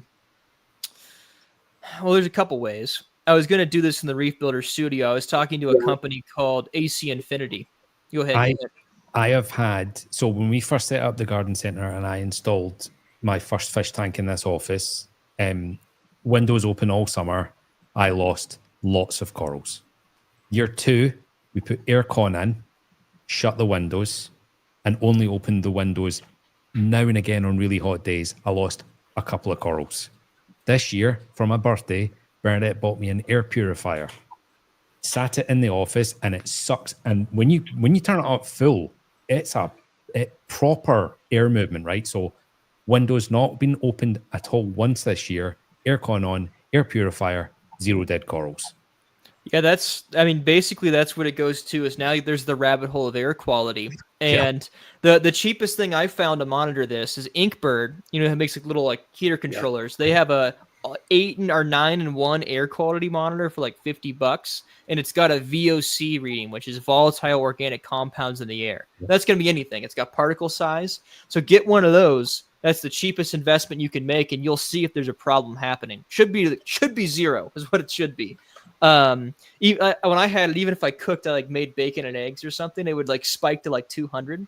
So even particles and stuff from like the fumes coming from food cooking would influence things. Well, that's what you're smelling. It's particles of that product. Yeah. Well, it was just like you never put it together, Yeah. That'll also affect people who run like an airline to the skimmer, isn't it, from outside? Yeah, I cut off all outside air. That seems evil to me to do that. Pesticides, who knows? So so what I was going to do is AC Infinity made this in window. It wasn't like you plumb it into the AC. You just put it in your windowsill, and it's an air exchange unit, and it brings in outside air, puts it through a carbon filter and a HEPA filter. And they have this machine learning program to where it'll automate everything with VOC meters to notify you when to change it all out. It can bring in more air if the VOC in the air in the room is too high, and just it automates it all. It's only like $500. So it's like affordable compared to a lot of stuff. So I was going to get those and then also run carbon on the skimmer intakes was my plan. I was just going to be like, all right, screw it. We're just going to have perfect air quality in the studio. One of my Chris Cap, one of the local stores here, he had issues with his main display tank as long as I've known him, about 2 years or so, or a year and a half. And we went down every rabbit hole. He had the best microbiome I've ever seen on a report. He had a perfect ICP, and he was still losing coral. We dialed it, low DOC. We dialed it in. We were like, what in the hell is going on? Finally, I experienced some of the VOC stuff, and he did too. He put 2 and 2 together. His unit's right here. The unit he shares a wall with is like they do like acrylic wraps and stuff on cars, and they had their dumpster on the opposite side of his reef tank, sharing the wall. They threw all their chemical supplies in, and they were just letting off fumes. So we finally got them to move their dumpster and forced like the local EPA to have them install air filters. And then he installed a similar thing where it was like a big box like this with a carbon filter in it. And then he had a VOC meter, and he would turn that on when the VOC was high. And he's not had a loss since. His tank was weird too. Like, it had been up for 2 years, all full of coral, no sponges, no copepods, no algae. It was just barren. Like, even in the sump, no sponge growth, barely any coralline. It was like just nothing could grow. And now I was in there yesterday, normal reef tank, just from the air quality. Wow. Yeah. I wonder if with pollen, you know, obviously you're talking about aerobic there, but then I wonder if you're out and about, you come back from work, you'll go and walk the dog, or you'll walk to the shop or whatever. What's to say that pollen doesn't get on the hairs on your arms or your hands or on your skin? And if you're putting your hands in the tank, then obviously that's just me thinking out, like, that's surely, you know, I don't know a local pollen. Definitely I happens. don't know a local pollen scientist, do you know what I mean? But So logic tells you that it can't just be aerobic, surely. I'm of the opinion now, after I talked to Christoph from Oshiyama with his new organic chemistry test, I'm only going to use gloves in my tanks. I'm like, it doesn't really matter that much, but I'm only going to use gloves now. And I know one guy that is so anal about that stuff, and his acros look some of the best in the country. So I'm like, okay, there's proof right there. But I mean, what he's tested with his organic chemistry test is there was a tank that had a bunch of fish die. They sent in the test, testosterone levels were like sky high. Like, how the hell did testosterone get in the tank? Guy was using testosterone supplemental arm cream. Someone else had ibuprofen. They had lidocaine in their tank. They were using a cream. So think about, and it was having negative effects on their tank, and we would have never known before. So yeah, pollen could be on your hands, sunscreen. Think about anything that could be on your hands. It's getting into your reef. If you use a moisturizer. I get slagged off for wearing bright orange gloves every time I'm fragging Salem, so fuck everybody. I'm doing it right. But do you know what, Ron? The funny thing is, right? You haven't got to be a scientist and gone to university for 92 years, right? Well, I'm a complete dum-dum, so yes, I totally agree. But logic, sometimes, I had this chat with Ron yesterday, you haven't got to have a PhD in this, and this to have logic and work around things like, for example, with pollen, you're out walking. It's just sometimes when you have a reef, if you don't have a reef tank, you'd never have to think this way. Do you know what I mean? But when you keep something like that, and when you hear and learn and watch things like pollen, I agree with Tom. All of a sudden, it's very much coming in, and obviously, Meckley's, Meckley was the first one I heard really speak about pollen. But if you bring it back to, okay, I've got a reef tank, there could be anything. If you pick your arse, if you pick a spot and then, oh shit, that coral's fallen off, straight in. Do you know what I mean? Your own microbiome on your skin. Yeah. Well, imagine doing an aquabiomics test on sweat coming off your hands. Do you know what I mean? Mm-hmm. Yeah, like how many people go, whack one off and start touching their acros, man? Like, what's that doing? Yeah, so Tom decided not to put Kumar's comment up, but then Salem just comes in and just says it. Yeah, I mean, like, I think honestly, though, the truth is it's also healthier for us. If we think this way, if you set it to have perfect air quality in your house, that's probably a good thing. If you're not putting your hand in a microbial soup, which might have like flesh-eating bacteria and coral toxins you're allergic to, that's probably a good thing. Bingo. Now, and people think, and no, under no circumstances do I wear gloves when I'm fragging to protect the fucking corals. Yeah. No. But you know what? I've had my Cali toxin. When I first started, people did say or did advise, listen, mate, if you don't want to wear gloves, that's fine. Just wash your fucking hands before you put them in your tank every time. Just rinse them thoroughly. But I don't really hear that anymore. Do you know what I mean? And when you hear of these, logic tells you that, I mean, I know I'm very clean, obviously, as you can tell from looking at me. These are very dirty. I'd love him to do a biome test on it. We should do one. mate. Like there would be so much smegma under these nails, mate. Honestly, it would be, yeah. Oh dear. Okay. So you said earlier about how you want to help the hobby. You may have already got some ideas. You might not want to share them live on here with us this morning, but any indications, any directions you're thinking of going? Because to help the hobby is quite a broad, big statement. Anything in particular? Well, I think helping the hobby could mean a lot of things. I think it could mean coming on things like this. I think it could mean talking to people. I think it could mean going to my local frag swaps and my local shops and the local club meetings. I'm not sure what the extent of that statement will be right now, as I'm still trying to live. And I think I'll be a couch potato for a couple more weeks to recharge. And I think I'll determine what that means pretty soon. I agree with you. Helping the hobby can mean so many things. So I'm trying to help the hobby by growing slightly bigger corals before I sell them. You know, trying to give people a little bit more value for their money. And at some point, I might even start properly charging for them. But, you know, that's my flawed business model. But Salem, you love your testing. So you'll never ever step away from that. You love your investigative work you do with whatever it is that is at the forefront of your mind at that particular time. Do you know what I mean? So I envisage you just being your own, what's the word? Mad scientist. Yeah, I'll still do my mad scientist. If I love it too much and never not, I'm not getting rid of reefing. I'm gonna have damn 20 tanks in my apartment. I think. Unbeknown to you, you have signed up to be almost a monthly guest. So yeah, there you go.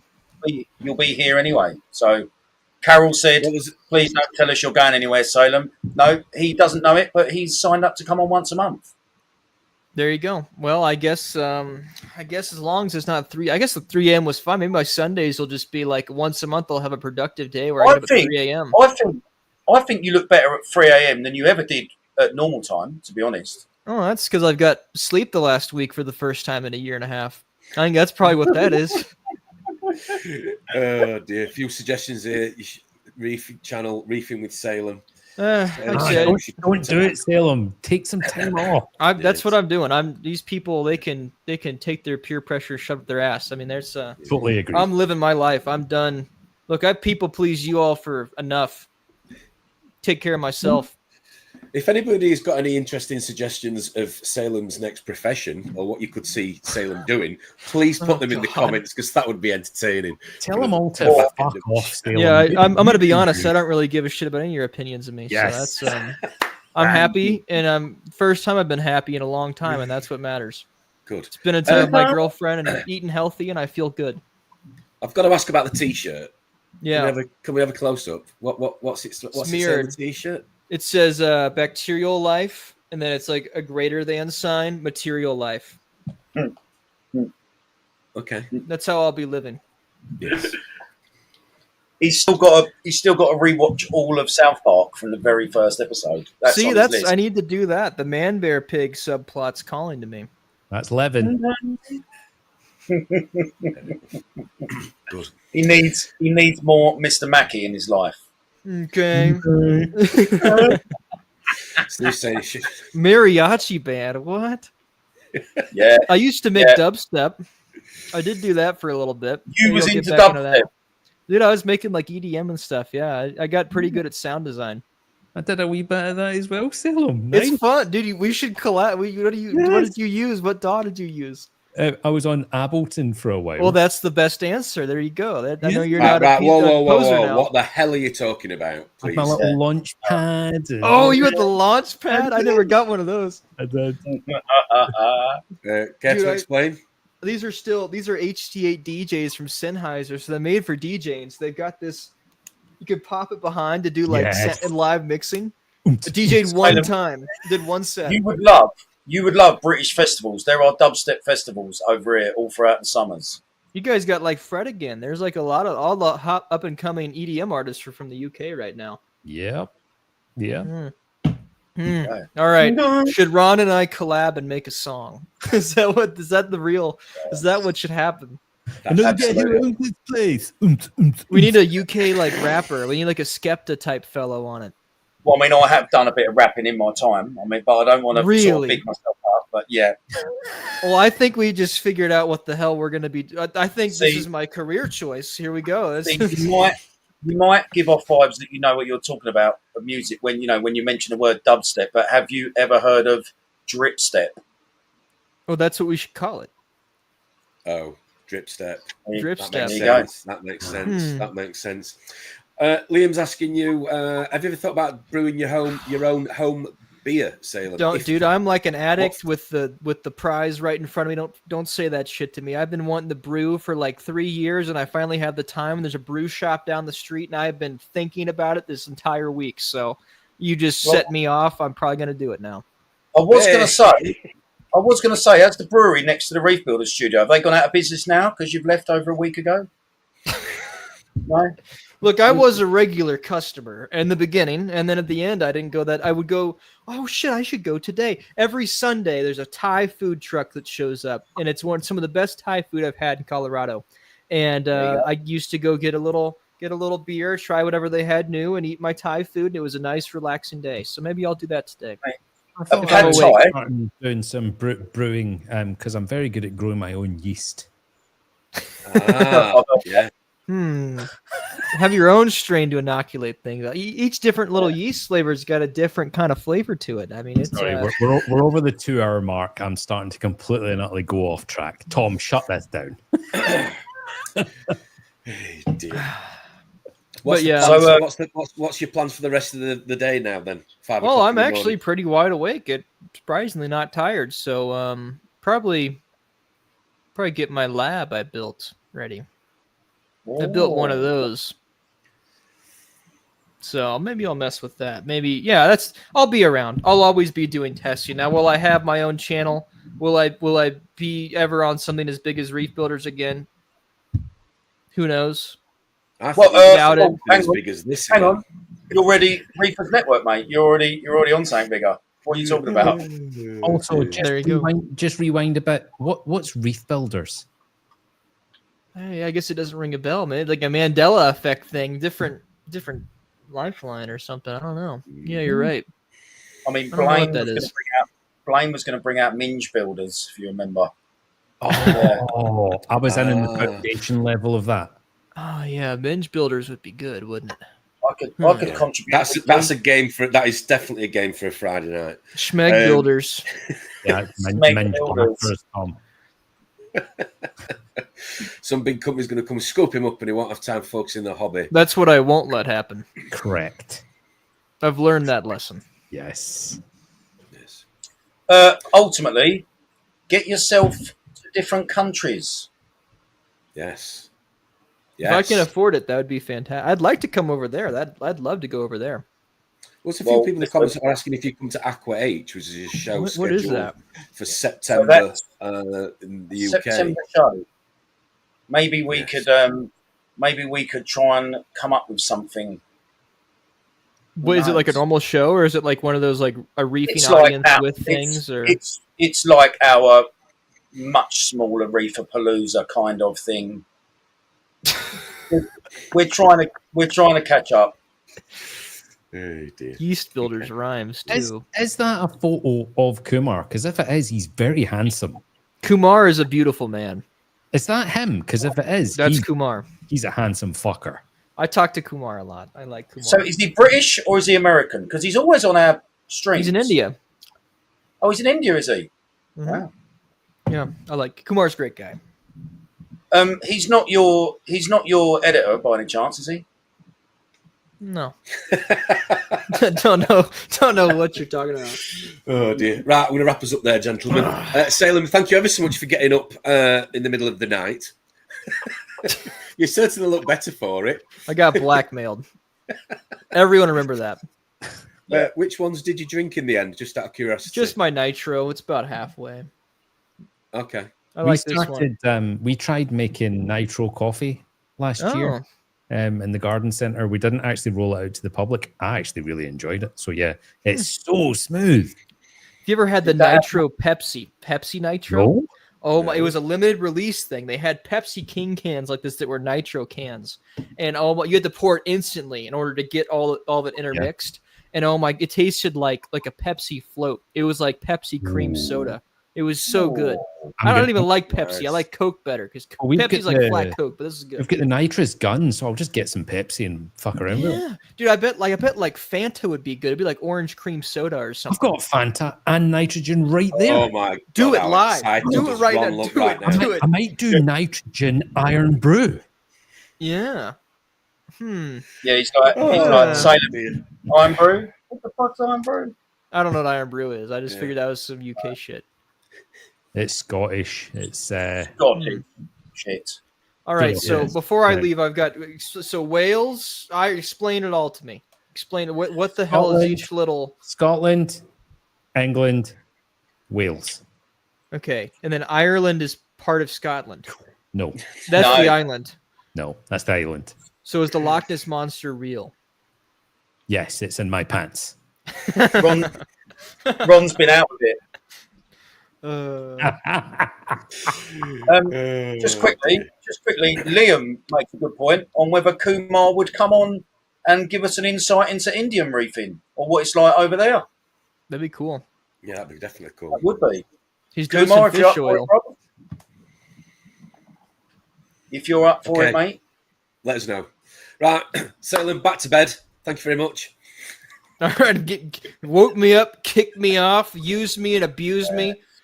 That's what we're here for on the network. Ronald, thanks for staying on from last night, Salty Banter. It's great to be on. Thank you very much. It was great to be on, and it was really, really great to see you again, Salem. Thank you. Yeah, thanks for having me on. It was great to talk to you guys, and have a great rest of your morning. Have a great rest of your day. So thanks, There you go. Everybody watching, thank you very much for joining us. We will see you all next Friday. Enjoy the rest of your weekends, whatever you're getting up to. Enjoy. Thank you very much. Take care, everybody. Bye-bye.